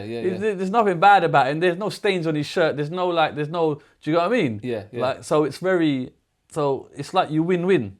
I don't know if you realise that. But it's like you're very marketable. It's like, right, he's a science teacher, so as a brand, we can't really be tarred with anything. Oh, yeah. Do you understand? It's not like I'm rapping about being on the streets and all sorts of X, Y, Z. And it's like, oh God, his background means we've got to be, Do you get what I'm saying? Don't have to worry, yeah. So you're just sitting there cleaning up. Trying to. He's loving it, bro. What's been the biggest brands that you've kind of worked with? Okay, what is that, bro? Is that Fox? Oh, is there someone outside? Sounds like someone's crying, bro. I thought it was your phone. That's a Fox right there. Someone's screaming, man. Yeah. What the hell's going on, bro? Yeah. Where have you taken me? Yeah. What's the biggest kind of? Is it your Marvels and stuff like that? Marvel, Samsung. We've got a contract we're in at the moment with Adobe. So those are big ones, very big ones. Okay, so what type of money is being made then? I can't disclose this sort of thing. Ballpark. Right? Ballpark. Yeah. This has to come with a disclaimer, yeah? This has to come with a big disclaimer. There's a disclaimer to start all of our shows. Yeah. I grinded for a long time with no P's. 100%. Yeah. So what I'm saying about these science raps, I think it was 2 years. Each video is £500 plus time. So maybe 30 hours, £500 a video for a very, very, very long time, making no return. So and then once I started editing myself, it's still no money, still no return until 2 years later, 2022. Ballpark figures, you know, what I used to make as a teacher in a month salary, you know, I make double that in a video. Okay. So it's something that I wouldn't have dreamed would ever happen. You know, life is good, but you know, you got to be consistent and keep it going. Yeah. And you can never rest on your laurels. Yep. We were talking off camera about the TikTok stuff. You were saying that you use a lot of instrumentals that currently exist, like your 50 Cents or your Stormzy's, which obviously there's a copyright attached to that. Yeah. Because it's their material. Yeah. So how are you getting away with that? So TikTok and Instagram, they have deals with all the major music labels, right? Which allows them to license everyone that puts anything on the platform. That license covers that. But I discovered the hard way that's up to 59 seconds.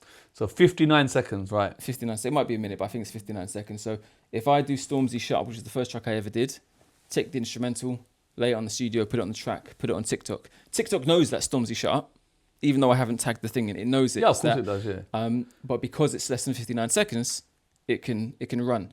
The second it goes to 1 minute, 1 minute, 2 seconds, something like that, it will play for a little while and then you get a mute on it. And I could not. It will mute from the start. The whole thing will be muted. The whole thing will be muted. Song, right. The whole TikTok video will be muted. Right. And it will say replace audio, or just live with this. Right. I don't know if you can even appeal it. And I had that. I remember, spending 30 hours on songs, getting them up, 10K in the first 20 minutes. I was like, I can't believe it, I'm on it. Come back, 11K. Why has it not moved? And then there's no sound on it. And conveniently, TikTok pay after 1 minute.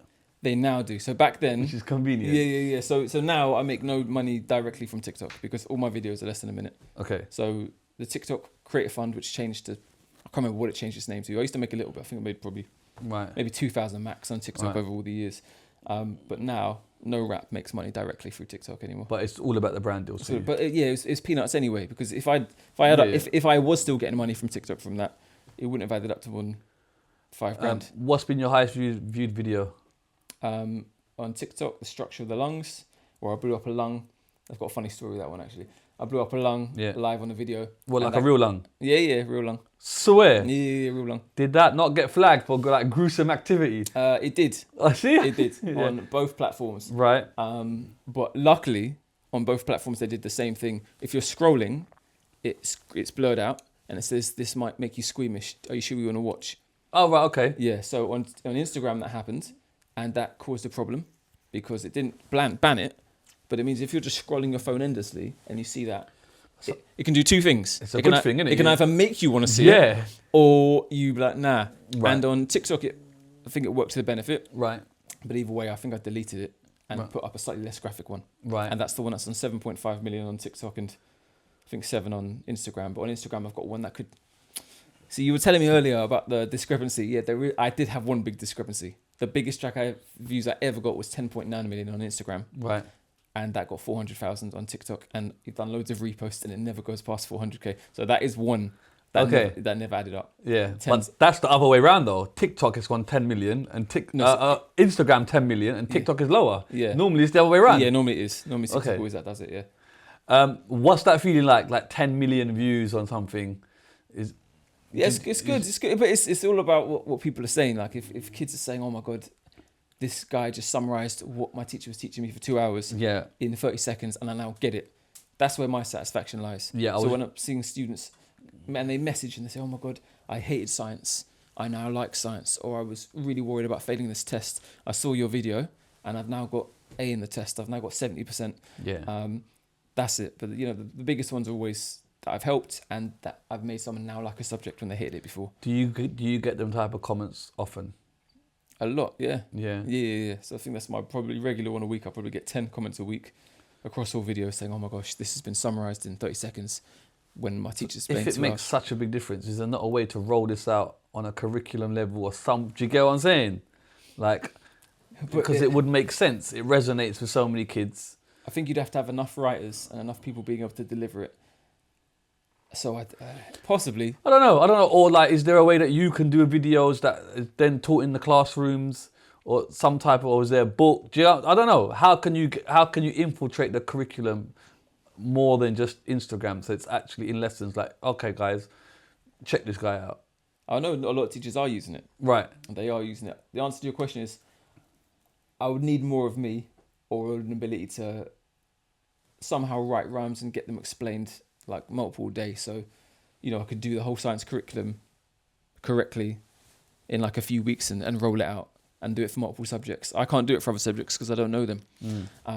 But theoretically, yes. But I do have about 95% of the curriculum on my YouTube and Instagram and TikTok, and teachers are actively, like a teacher can be teaching anything next term. I'm teaching photosynthesis, teaching cells, teaching this. All my videos are there. They can integrate them all into the lesson. But you could, in theory, just hire someone to do a maths one and write for them. And just get a guy to be a maths teacher. In theory. Give him glasses, give him stand in front of idea, bro. Hey, I'm involved, bro. It's true though. I say in theory, but the thing is, the problem lies with the animations, right? So, you've hired editors, you know the process, but when it comes to science content or anything where you want people to learn, it's not just the words I'm rhyming. It's the visual. How things are coming up in a certain way. Yeah. So the first editor I use, shout out Adam Knights, he's a fantastic editor, and I used him when I couldn't edit, and I would always be wowed by what he gave back to me.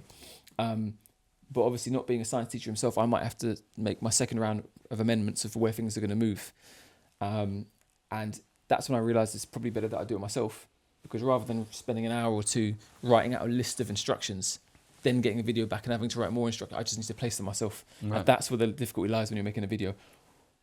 You have to place them in a way that makes sense. Right. Sometimes I agonize over that. Like, I could spend 2 hours on the first few seconds of a video because what am I going to put on the screen?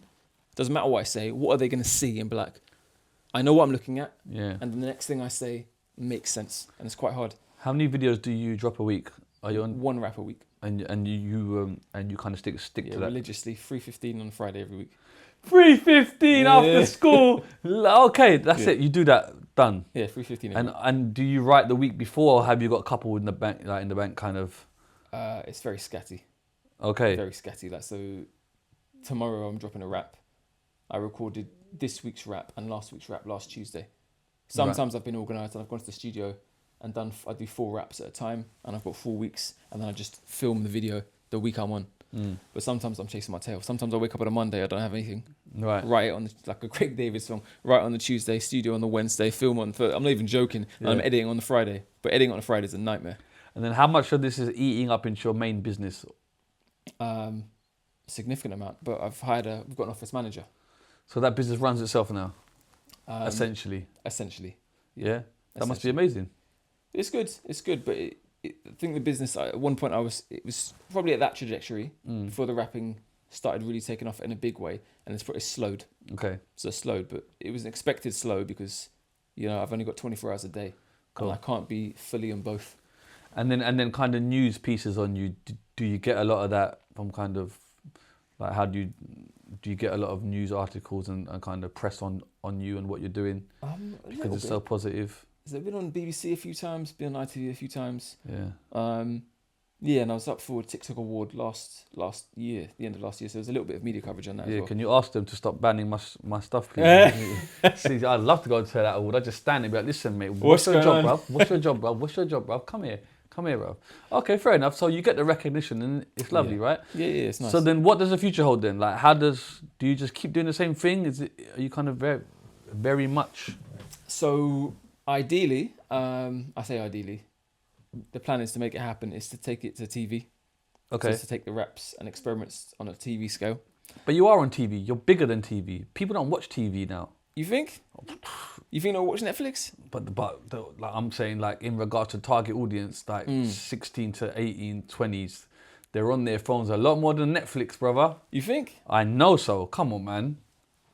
Yeah, I know. In my mind, TV is obviously declining because the numbers are going to socials. Yeah. But things like Netflix, I don't think they're going away.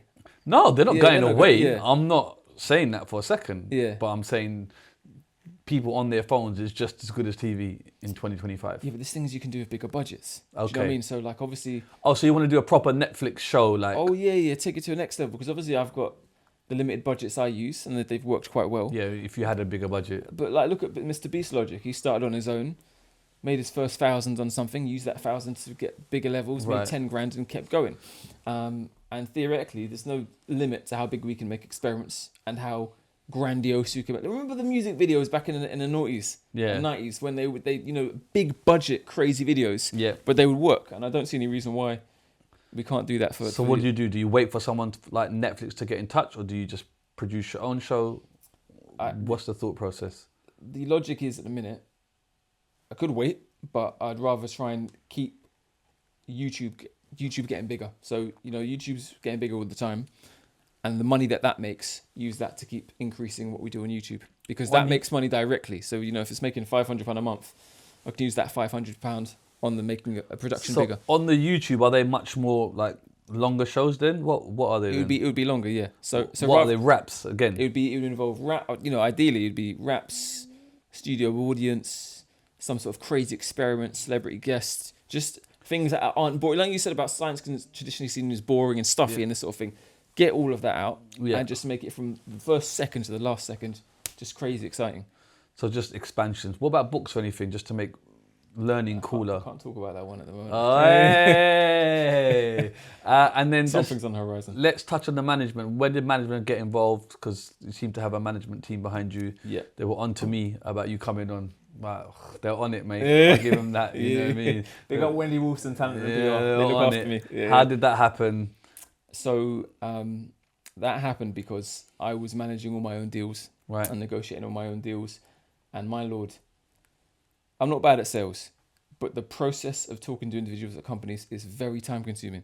So you can imagine I'm spending 20 hours to make a wrap in a week on top of running the company. If a brand gets in touch, let's just say it's a £5,000 brand deal. Contracts, all that. I have to do all the negotiating, then the contracts, then the back and forth. That admin time can be, it could be 5-10 hours. Yeah. And if I've got a week of 30 hours, 20 hours to do science wraps and 10 hours to do other stuff, that is eating out of that. Yeah. And also, I might rate myself for sales, but I'm not the best salesperson. Mm-hmm. I'm just pretty good. Obviously, I've got expert help now that can negotiate much better deals. But how did you find that help? Did they approach you or did you just reach out? I found them. Yeah, and you just said, this is what I do. Yeah. Okay, and then they just had to take a cut. And they take a cut, yeah. Fair enough. And have you found brands have become more so with them, or much so? Do they go to them direct, or do they come to you, or is it a bit of both? So I've got the brands will still come to me the same way that they used to. Sometimes they'll just go to my page. They'll see that I'm under management. They'll go straight to management. Sometimes they either don't see it or they don't care, and they come to me. And let's say I'm in the middle of work, rather than hello, let me entertain a conversation. It goes straight to them, and the negotiations that come out of it are far better than when I did it myself. Because yeah. What's been your best brand that you've endorsed in your own mind, or are you not allowed to? Best brand? Yeah, that you've enjoyed to kind of be like, rah. I can't say. I mean, I've enjoyed everyone I work with because I like the company. I knew that answer was coming. Yeah. Sponsor us again, yeah. And because what they do, I like or believe in. So I've had, we turn down huge amounts of the time. Okay. All the time, because I've got stuff that I can't possibly endorse. We get vape companies. We get all sorts of stuff that I'm like, what is this? I wouldn't use it myself. I wouldn't recommend it to my kids. I wouldn't recommend it if I want to recommend it, I don't like it. It's just bye-bye. Okay. The money doesn't even matter. But, when it's a company that I've used my entire life, Samsung, for example. Samsung, I've been a Samsung fanboy for the past 10 years. Yeah. All my TVs, everything in my house, phones, yeah. You name it, headphones, everything. TV I can work with, phone I can't work with, bro. But anyway. No, everything. So when that's they get a whole new discussion. But yeah. yeah. So when they got in touch, it was a definite, well, let's see what it is first. But it was all good. That was actually for the Olympics. So they took me out to Paris. For I can't remember if I can say the time period it was, but okay. I'm still with them now.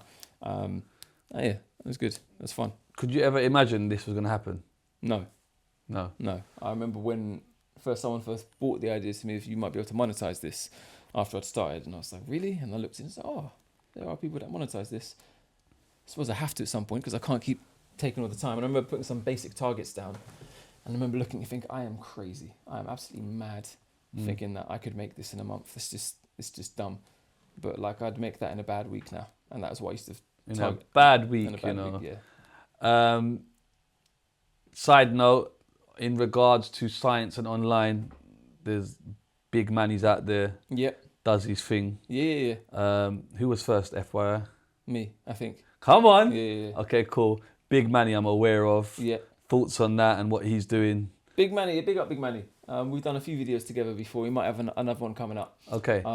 He does his thing, man. I like his approach, and it's distinctly separate to mine. Yeah. Because he knows his practicals. Right. And he knows how to explain it in a way that kids can understand. It gets their attention. He's very visual, and I love that because that's not something I do in my channel. As much as I do rap, I do sometimes practical things, but he does it to a level that I think is outstanding. Yeah. And if kids are not involved in science, they don't like science, and they see that gets their attention. That brings them their interest in science. It explains something that you would not have necessarily understood before, and brings you into the subject.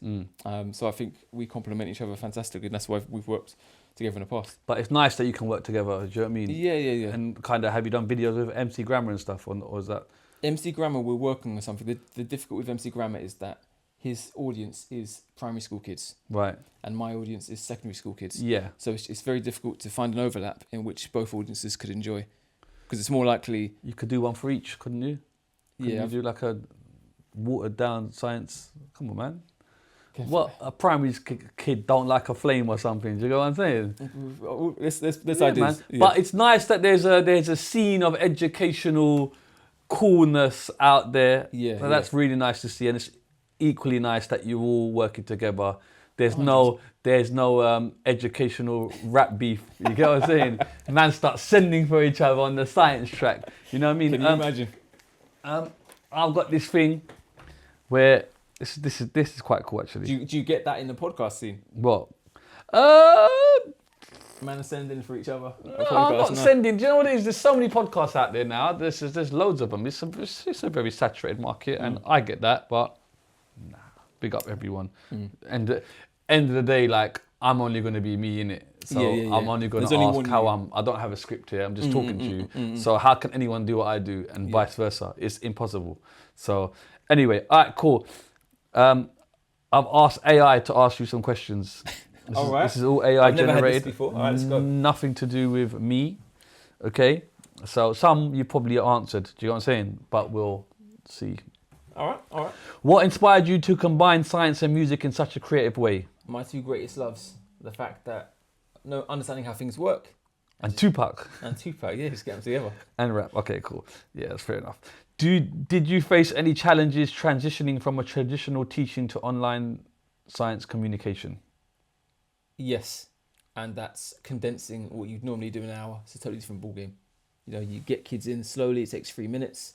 Then you do a kind of starter. Then you've got to explain things. There's plenary. Plenary. All them things there. None of that goes out the window. You just get attention, deliver, done. Also, it's one-to-one. It's very more personal in it. There's people that want to come on the show via Zoom, and I try and really avoid it. Yeah. Because I just feel like it doesn't get that interaction.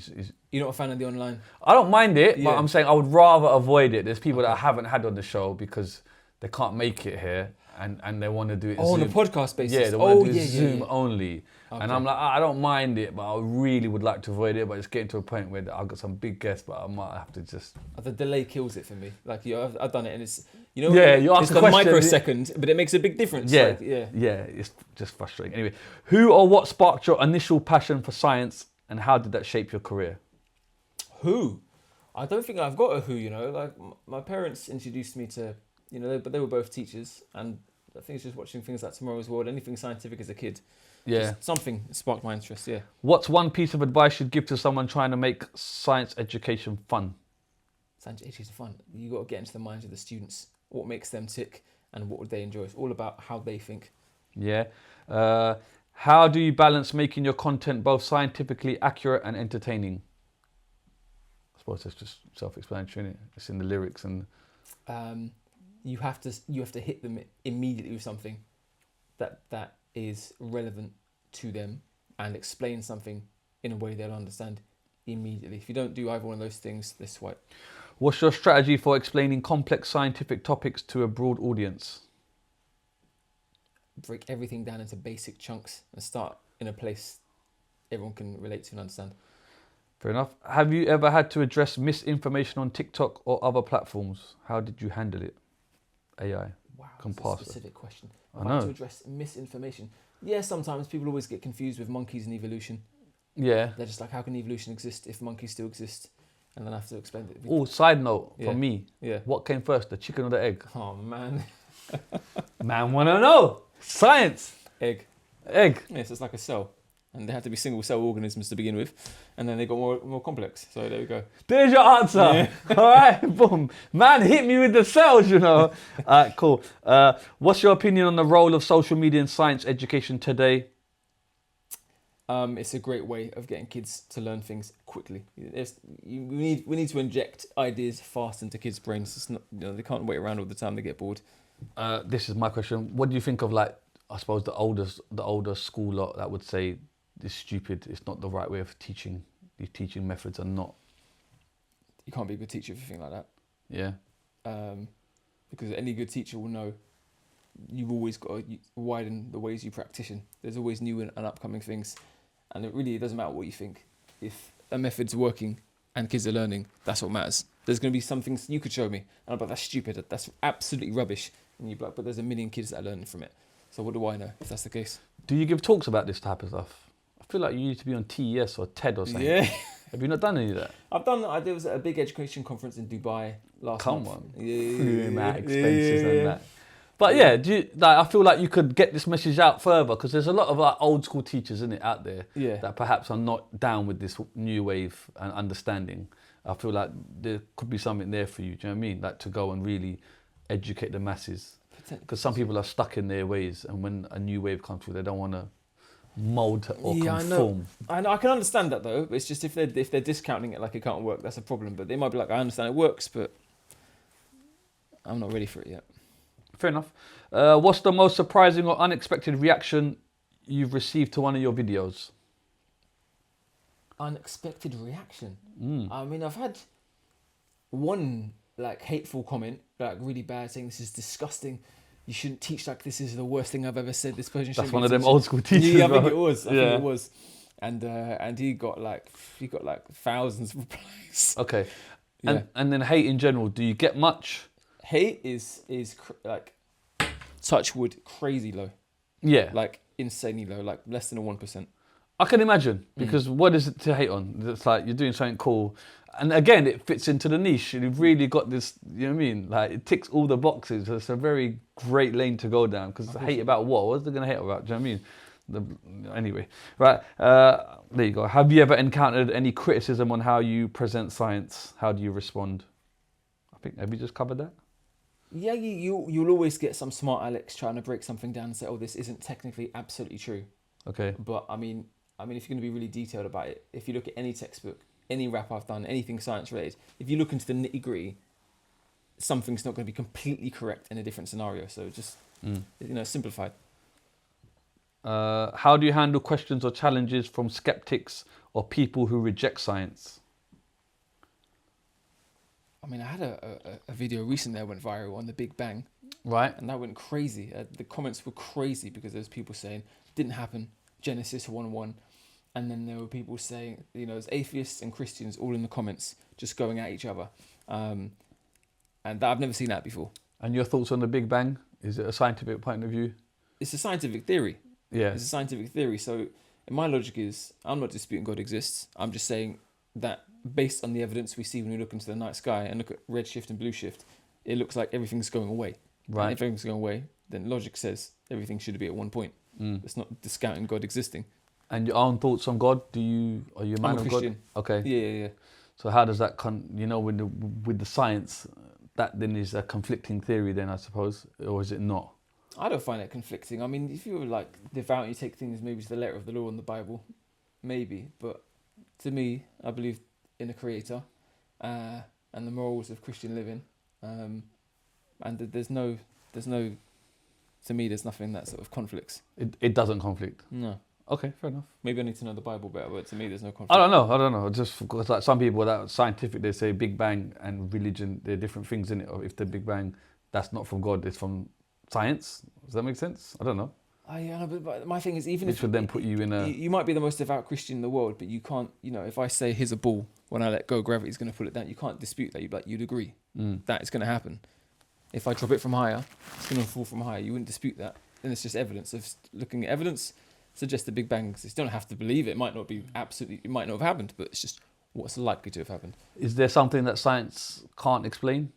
Many things. Yeah. Yeah. Such as, I don't know. I don't want to put you on the spot. I think I'm going to areas of science I don't fully understand myself. But when you zoom down onto what's called the quantum level, let's say you get something that's radioactive, something that can radioactively decay. It means any atom can break down randomly. And I've always struggled with this concept. If I had 100 atoms on this desk, you can confidently say the decay rate of that says 10 will decay every minute. Cool. But if you say which 10, you can never know. So you got. But it will be 10. But it will be 10. And Right. that is not. Sometimes I use that logic when we talk about viral posts before.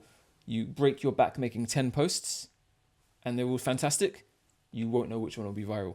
So you just have to put your effort into every single one. I use that logic, and it still works to this day. Amazing. Oh my God, look at these questions, right?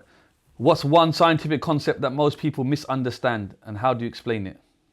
Oh, it's always... Oh, God, there's many, but... Chicken or the egg, man? Monkeys and evolution. So I say evolution happens, but it can't be, because how can we have come from monkeys if humans exist? And it's like, we don't come from monkeys. We come from a common ancestor. That's what always gets people. So at one point, there was a monkey-type human that lived, and it's one organism became the monkey chimpanzee that exists today. The other became Homo sapiens, which is us. See, look, you're playing my mind now with all this. Okay, so we've come from some form of monkey. We've come from some form of monkey ancestor, that we have the same ancestor. So if you go back not a billion years ago, back a few million years, there would have been no humans and no chimpanzee, but there would have been an ancestor which would have gone on to eventually become chimpanzee and eventually become humans. But as a Christian, would that not be Adam and Eve and all of that? Which would then conflict with your scientific theory. I guess it would.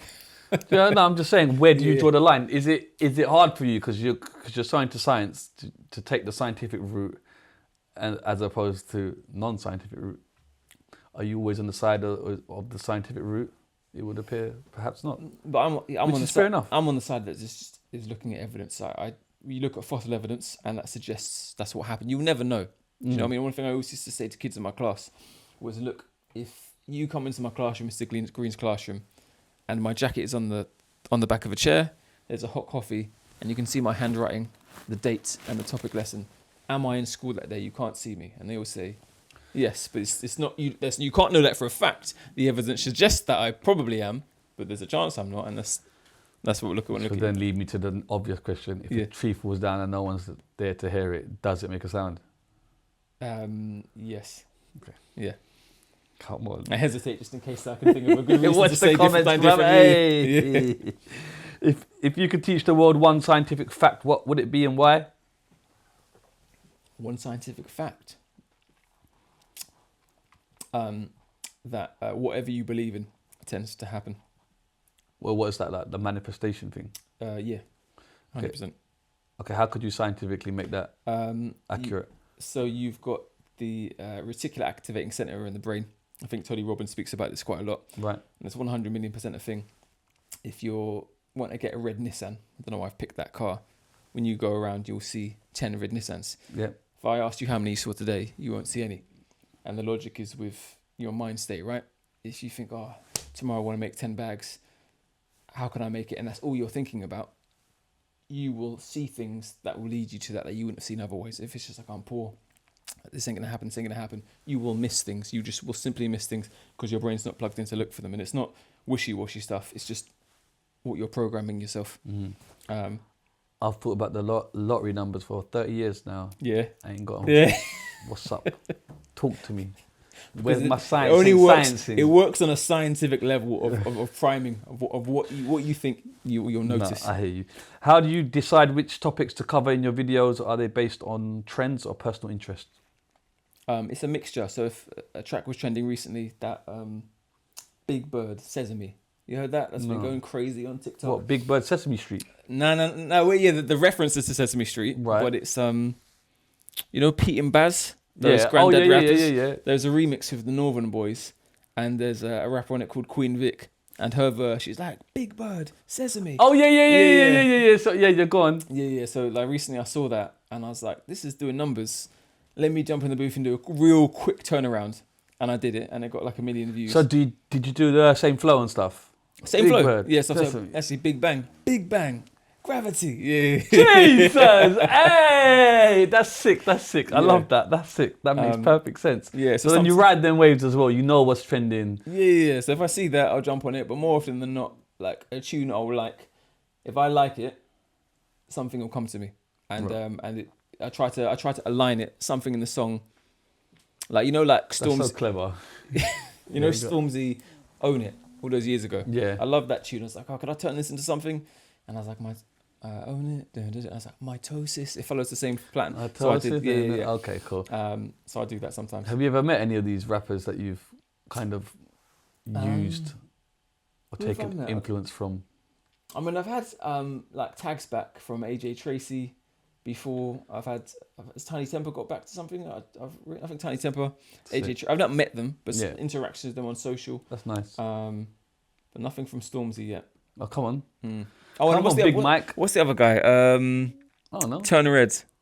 M. Oh, M. Dot. He's been here. M. Dot. Yeah. Has he been here? Yeah. I You spoken to him? I tagged him and he chatted. What did you do? A Turner Red thing? Nah. Yeah. Big science, man. Yeah. Big chromosome. Okay. Nah, and that was that's good people still. I can put you in touch if you need to. Yeah, man. I like him. Yeah, why don't you do videos with these type of people? Is that you know what I mean? That was a dream. I say was like I've ended it. But as time's gone on, I'm not sure necessarily that big artists would want to do it. But Okay. I'm hoping I can get big enough that it might be. There's a interesting couple for that I them. know, so I'd love to help you. Yeah, man. Yeah, I'm yeah, all about appreciate helping people, bro. Come on, if I can help you, man, that would make that, man. sense. Thank you very No, much. no, I've got you, bro. We'll talk. What's been your most popular video, and why do you think it's resonated so much with your audience? Is that the 10 million one? The 10 million one, and I know exactly why. It's followed Central C's Doja Cat. No, Doja, not Doja Cat, Doja. Is that when it was a big tune? It was a little bit after. I jumped on that Right. as soon as it, like when the second he released it, it was the summer holidays, and I told my audience I'm not dropping anything till September because no one cares in the summer. But the second that tune came out, I jumped on it straight away. Makes sense. And that's why I believe in reposts, because when I dropped that the week after he made it, got 3,000 views. Did it again 6,000. When I did it a month later in school time. Well, what do you mean you did it again? As in you just did the same? So I dropped it in the summer. The song, And yeah. I thought the song was sick. I was Right. like, this is going to do numbers, and it got 3,000 views. So what, do you take it down? No, I left it there because it couldn't get big later. And you just posted the same video again, you say? Yeah, 2 weeks later, and it got like 2,000 views. What, on like a new post? The Yeah, same new post, the, yeah. the same video? Yeah, same video. It's like the same video. No change. See, that works, fam. You get me? But 2,000 Man, views. not bare content, bro. Yeah. Repost. Repost. So you just literally post it again. But I thought when TikTok sees a duplicate, it doesn't do anything. They've penalised it more than they used to. Yeah. So like I put a lung video up recently, which was a repost from last year, and that got 7 million the first time. It got 2.2 million on the repost. But back then, you could definitely do a repost that would outperform the first. That was normal. That was normal for me. And I got 3,000, 2,000 reposts. You might have to go in the archives, bro. Yeah, but 100%. You've got so much content, definitely. Because like Tug of War does that. He does a lot of reposts, and I'm thinking, okay, does that work? Okay, it works then. It definitely works. Didn't know that. Okay. How do you see the future of education evolving with platforms like TikTok? With TikTok, well, they've got what's called the STEM feed now, which is a separate feed just for science, technology, engineering, and math stuff. So it means if you want Wait, on TikTok? Yeah, you're on TikTok. How do you know all this? Because I work with TikTok. Okay. Yeah. When you say you work with them, as in you speak with them, I and speak with them regularly, yeah. bro, sort out my copyright. I'm going to speak. No, bro, I'm in bad trouble, bro. bro. My account's on the verge of going. Okay, I'm going to speak to someone. I'll put you in touch as well. Bro, Yeah. bro, I don't even understand. I'm going to show you afterwards. Okay, but go on. Right, go on. So they've got their own thing going on. They've got their own feed. So I've done bits on BBC with TikTok about this. I went to Parliament last month. Amazing. Talking about this with politicians. And it's great because if you're a kid, you can go onto TikTok and just literally swipe off the FYP, go onto the STEM feed, and you'll only get stuff that's about science, technology, engineering, and maths. And that's all you'll see. That's amazing, bro. And kids, I think they go in there millions, like 20 million a month going, I think. So it's large numbers. Okay, sick. What role do you think creativity plays in teaching science effectively? We're almost there, brother. Hang in there. Teaching science affects creativity. Yeah. I think Einstein or someone, they said about, you've got to be creative in science to come up with ideas for experiments. So they go hand in hand. Yeah. Even in teaching, you have to be creative to get through to kids. You can't just talk at the board, they'll get bored. And yeah, in experimenting, you've got to be creative. How are you going to come up with new ideas for drugs and designs if you don't think outside the box? You have to. Thoughts about science or medicine? That's me, by the way. Science or medicine? Yeah. Is it a In good terms thing? of- A lot of people like the holistic way. The Holistic way? Yeah, the Dr. Sebi approach. I don't know if you're aware of all of that. Yeah, what's the... A lot of people are anti-meds these days. I'm noticing anti-vax, anti-this. What are my thoughts on that? As a scientist.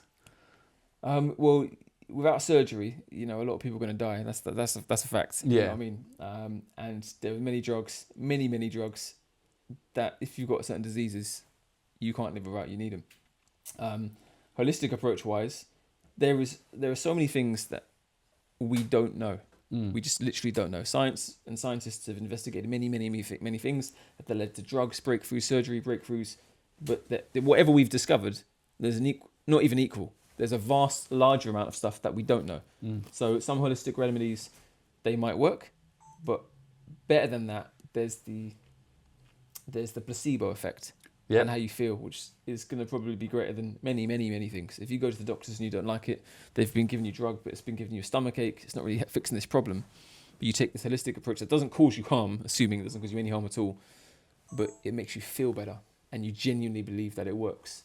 Then that's going to be worth its weight in gold. I suppose the power of the mind is something you can't scientifically... Yeah, you can't measure, and it's crazy. Do you get what I'm saying? Crazy. That's why all scientific drug studies have blooming placebos, because they know about the power. You give, let's just take insulin as the first example. You don't just give 50 people insulin and see what it does. You have to give 50 people insulin and 50 people an empty pill. Yeah. Because they know that the people that have the empty pill, 20% of them will get better. You have to compare it against the placebo. I hear you. How do you feel about the current state of science literacy in society? Science literacy. I feel like police questioning you. I feel like I'm saying... Sorry, mate. No It's comment. AI, bruv. AI. It's not even me, bruv. There's AI. Science literacy. Well, yeah, just how do you feel about the current state of science literacy in society? I don't see a lot of scientists on a regular, if I'm honest with you, me personally. Yeah, you don't see a huge amount on TV. Science literacy, we don't need to say, in order to speak in scientific terms on a day-to-day basis. I mean, the only thing I can say of any value is that we say the word weight incorrectly. But does it matter? If someone says, "Oh, how much do you weigh?" "Oh, I weigh 70 kilos." Well, you don't. You weigh 700 newtons. But I'm not going to say that because people are going to think I'm an arsehole. Man, coming in a newton. My mass is 70 kilograms, but that's scientific literacy. But on everyday basis, it doesn't matter. Do you think gamifying education, like using raps or challenges, should be a larger part of traditional schooling? Yes, but we need companies to do that. It can't be the teachers. That it needs to be big gaming organizations that have got the money behind it to find a way that they can obviously monetize, so it makes there's something that maybe government funding, I don't know, but it will make a big difference. Could you not start something where people go out to schools and do this? Rap groups, science rap groups. I think rap groups would be great, but I mean, when you say gamify, I think in terms of rather than paying your GTA or whatever it is, you've got some investment that's the same caliber, same size of money, but rather than producing GTA, it's something that's got the whole science, maths, and English curriculum, but in a way that's a crazy, entertaining. Do you think these these gaming companies should put a bit more education in their games, or it's not their responsibility? Some type of underlying subliminal. I know like some of them have like puzzles and stuff, but do you think there should be something a bit like they should look towards that a bit more? Like I don't know, in Fortnite. I think got to do something. Yeah, I think they should, but whether they they won't because it's not profitable. Yeah. They just simply won't because people aren't going to buy it the same way. But it'd be nice if they think, okay, this franchise, Call of Duty, is going to make us 10 billion. So we'll put 1% away to maybe develop this thing that will help students and it will just be pro bono. But I don't know if that would ever be a thing. Or like maybe there's a map inside the school, you know what I'm saying? Oh yeah. But you got like, on the board, you got to do, I don't know, do you know what I'm saying? Like you got to do something in the game that will teach you something. Like when you play a game, you end up learning the names of like 50 lands, 50 characters. Man, no, all the guns, MP5, red dot, you know what I mean? Muzzle flash. Man, know all of that. So rather than these words, they can be the words. And they're real things. Yeah. That's what I'm trying to get at. All right, cool. If you had unlimited resources, what would be your dream science project or video look like? What would it look like? Oh man, you'll laugh at me. Maybe I shouldn't admit this one. I'm a big fan of Michael Jackson's Earth song. What about sun? Jesus. Yeah. 100%. Man will hit you with the fans, bro. Yeah. You know what I mean? Yeah. I'm talking about forest fans. Yeah. Yeah, the whole budget. But this, that'd be cool. We have to be relevant to what. Well, you can do that. Yeah, but I need the budget. I need Netflix. What do you need? Such. Bro, we got cameras here. We just put the fans on you, bruv, and you just write the lyrics, bruv. Yeah, I'm talking about this real forest. All right, cool. There's some questions here about science. Do you want to answer them or should we leave them? It depends whether it's questions that put me on the spot. But would they though? Do you feel compelled, like when people ask you science, like to know it all? Oh, 100, yeah. It's who I am. And is there pressure in that? Like, got to know it all and... only if I don't know the answer. Well, these ones seem quite easy. Like, this is the AI. What's the powerhouse of the mitochondria. Cell? Mitochondria. What molecule carries genetic information in DNA. the DNA? Yeah, this is easy stuff. Even I know this. What process do plants use to convert sunlight? Come on, man. We know this. What's the primary function of red blood cells in the human body? Carrying oxygen. So I had all these questions like, what's the chemical gold for symbol for gold? AU. You know that. What's the pH of pure water? 7. Yeah, right. But then I actually read all this and I knew this. Okay, yeah? okay. So I was like... Get some harder questions. Yeah, I actually said... make it harder. Make it harder. I said make it harder. The benefits of ChatGPT. And it come with some next things, bro. It says, first, I don't even know what this says. What is the function of telomeres in eukaryotic chromosomes. Telomeres and eukaryotic chromosomes. Yeah, and what happens when they shorten? So telomeres are what you find at the end of chromosomes. Right. And they say your telomeres shortening every time your cells divide as you get older is one of the key reasons for aging. So if your telomeres don't shorten, then theoretically, if you're not killed, you could live forever. Big facts. When they shorten, it leads to cellular aging and eventual cell death. See, you got this, bro. What's the difference between transcription and translation in protein synthesis? So transcription is the process of DNA unwinding and it creating a mRNA transcript which can be read by a ribosome to make a protein. That's how proteins Jesus! It says here transcription is the process of synthesizing RNA from DNA, while translating is the process of assembling proteins using mRNA, tRNA and ribosomes. Jesus. Man like Matt. Which enzymes is responsible for unzipping the DNA double helix during replication? I might not know this, but I'm going to guess DNA helicase. Helicase! Oh man! Yo!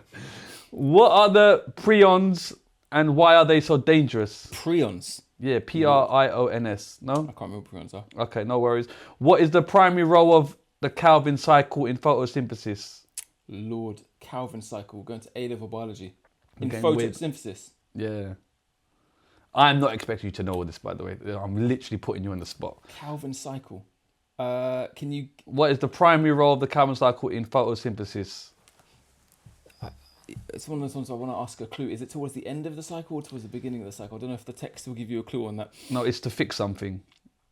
I think there's The almost a zero chance I'm going to say this correctly. Okay, I'll say it. To fix the carbon dioxide into glucose using ATP and NADPH produced in the light-dependent reactions. That was what I was going to say. Yeah, of course you would. Yeah. Would you ever go on that university challenge and all of that? Or like mastermind? Celebrity mastermind. Yeah, I'd like mastermind. Yeah, come on. Yeah, Let's put that out in the world. Celebrity mastermind. Let's do it. We've got a guy here. What is the hybridization of the central carbon atom in ethane? C2H2. Don't know. What's Don't that know. Hybridization, SP hybridization. Don't know. What is the difference between electrophile and nucleophile in organic chemistry? Even I can't read it, bro. It's that complex. Electrophile. See, I think what's the difference between an electrophile and a nucleophile? See, I should know this because this is an A-level chemistry which I used to teach. Nucleophile. Electrophile, I think, is a pair of electrons that is attracted. He's actually enjoying this as well. I'm trying to. Yeah, I need to refresh on this. Electrophiles are electron deficient species that accept electron pairs, while nucleophiles are electron rich species that donate electron pairs. Yeah. What's the third law of thermodynamics? Yeah, I'm not going to get that. I can guess that one. Thermodynamics? Yeah, what's the third law? Shall I tell you? Yeah, tell me. Yeah. As the temperature of a system approaches absolute zero, the entropy of a perfect crystalline structure approaches zero. Yeah, no idea what I just said, but I said it. In coordination chemistry, what does the term ligand field splitting energy refer to? Yeah, I'm not going to get that either. Okay, the difference between higher energy and lower energy d orbitals in the transition metal complex due to ligand interaction. Last one, because I won't go 20, this is 10. What is the common name for the reaction in which an alkali halide reacts with a nucleophile to form a substitution product? What is a common name for the reaction in which an alkali halide reacts with a nucleophile to form a substitution product? Yeah, it would help if I knew what I was saying. I'm not going to try my luck at that one. Nucleophilic substitution reaction, SN1 or SN2. Do you ever have a pressure to try and learn more? In science now? Yeah. No. So once I stopped teaching A-level, which was about 5-6 years ago, because I used to know all this stuff. All those questions you asked me 5 years ago to know it. I was literally teaching A-level chemistry. But I stopped to focus on GCSE because I was tutoring at the time, and then I was also focusing on the company. So all my education now is in improving my business capabilities, and improving social media. So and with kind of learning, is it more use it or lose it kind of thing? Like if you don't keep learning, 100%. Like those things there, I have no shame in not remembering those things. I needed them to pass my levels. Yeah. And I needed them when I was teaching it every day. Yeah. But because I don't teach it every day anymore, and it's, very often you come across nucleophilic addition. Yeah. It's gone. Would the PhD ever come on a part-time basis? You ever thought about just doing that, just to be doctor? Just to be doctor? No. It'd have to be something worthwhile, something interesting. I was going to do that actually. He texted me, but anyway, you've brought some apparatus with you. Yeah. What is going on? Shall we get down to that before we end? Because I'm quite keen to know what's going on. Let's put the glass down. You know what? If we can clear this table, actually. Let's clear it, man. Yeah. Are you going to burn my studio down? Oh my God. Yo! Yeah, take that. Put that on the floor, please, bro. Yeah. Oh, bro. What am I doing? Hold on. It's all gone mad in here. Smoke alarms at the ready, fire extinguisher. I've got a fire extinguisher, You got a fire extinguisher? No, why? Do we need it? It'd be a good idea to have one. Are you serious? Yeah, I'm being dead serious. I don't have a fire extinguisher, bro. I have a fire extinguisher. Come on, man. Can't we just cover it with a blanket? Have you got a blanket? No. Okay, so what's gonna happen here? So, all right, we can do it a bit tamer then. Yeah, because it could be quite dangerous if we don't have any fire extinguisher. These need to go on. These need to go on, by the way. Nah, he's going mad. He's gone. He's going mad. Hey, what's happening? Have we got running water as well? Can we get water? I can get water. Where's that water bottle? How much water do you need? A lot. No, man, you're freaking me out, bro. You know what? For the sake of, can we get a bit of hot water? Hot water or cold? Hot. Well, how hot? Like kettle hot? No, not kettle hot. Just at the tap. That's not hot, innit? Yeah. I'll be back.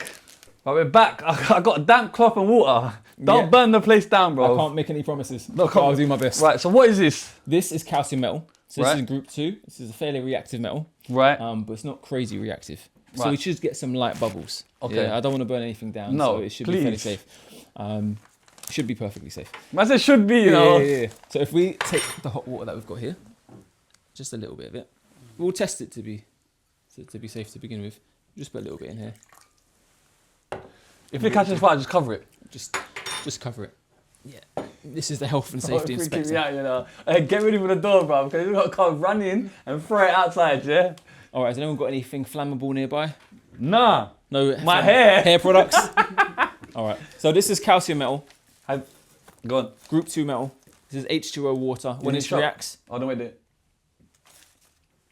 You might have to freehand this. Right, go on. All right, here we go. I'm going to start with a little bit, actually. Yeah, please, bruv. Yeah? Okay, all right, start with a little bit. So if you pour that whole bag in there, it will go mad. It will go, yeah. No, you overhyped it. No, he didn't. How many is that? That's probably more than I should have put in. Swear down. Yeah. So what you've got... That's all right. What you've got hydrogen gas being released, and inside there you've got calcium hydroxide. Now what I would like to do, by the way, I might need the door open, I've just realised as well, to get some of the fumes out. What you can do is you can light this gas. What, with a match? Yeah, and it's hydrogen, and it'll be a big flame. And it What, allows as in blow up or flame? Well, there'll be a lot now because a lot of hydrogen gas is gone. So yeah, that's why I need the door open. But that is Man's teachers had to make bombs up in here. What's going on, man? I don't need MI5 on my doorstep. Okay, cool. What is that used for, though, this metal? Like, what's the point of it? calcium. Yeah. You can actually find this in bones and teeth. But okay. not this huge amount, in tiny amounts. Is what makes our... Yeah. But when I drink water, that don't happen to me, bruv. Do you get what I'm saying? That's because this is a group 2 metal, which is quite reactive. It's not that most reactive metal. Group 1 is more. So if I put a bit more in there, what would happen? Let's try it. Just try a teeny little bit. Come on, bro. I'm on this thing. Make sure it doesn't land on the table. That much? I wouldn't put that much in. Man, yeah. I don't know what's going to happen with the amount that's already in there. That much? Yeah, let's go for it. Yeah? Yeah. Man stepping back. Look. There we go. That's a much better reaction. Okay, I like that. Cool. All right. So if you swallowed that and drank something, it's over for you. If you drank that, that's going to be highly alkali. So that's calcium hydroxide. Yeah.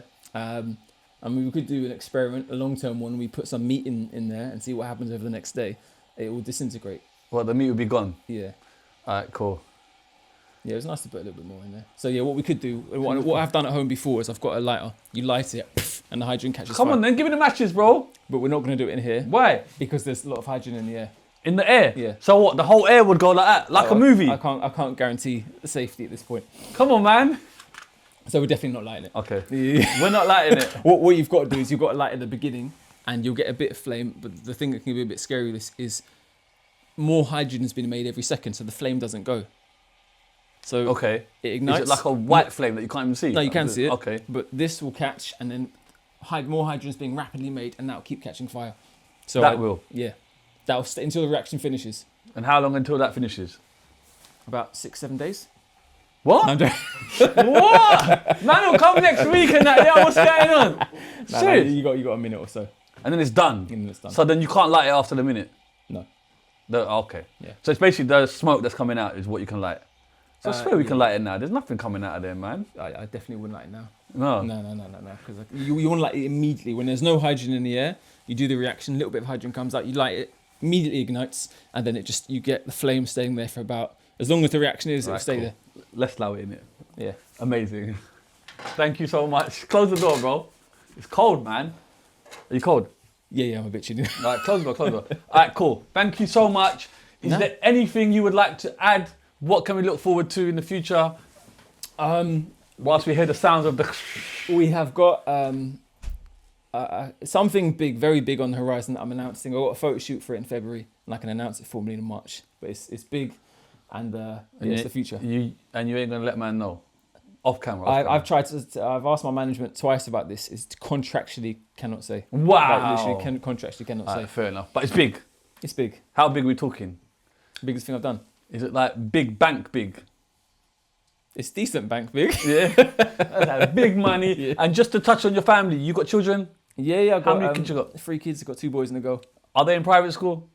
They're in primary school, not private school. No, but will they go to private school? Will they? It depends how things pay off. Do you like advocate for private school? Because of my experience, I'm kind of put off by it. So I might personally not, but it depends how things are. But then you've got the tutoring thing. You can always yeah, help, yeah. right? I definitely would be supplementing with tutoring. Yeah. So yeah. I might need some tutoring. So Hey man, we're here. Hook me up, bro. Man, need that uni days discount. You get me? Yeah, man, you give me the artist connections. Nah, come on, this stuff in my love. I want to say thank you so much for coming. Really appreciate it, man. It's a pleasure. No, honestly, man, loved having you. Loved your story, and it's great to see people using these kind of things, rap and social media, and it's not just for one thing, and finding different avenues in which they can kind of explore and succeed in. So long may that continue, man. And if there's any brand deals that are looking for an Asian Aquaman, man, you tell Marvel. Hey man, you got the hair for it. Hey, you tell DC, man's looking, yeah. Love and respect, sir. Yo, we out.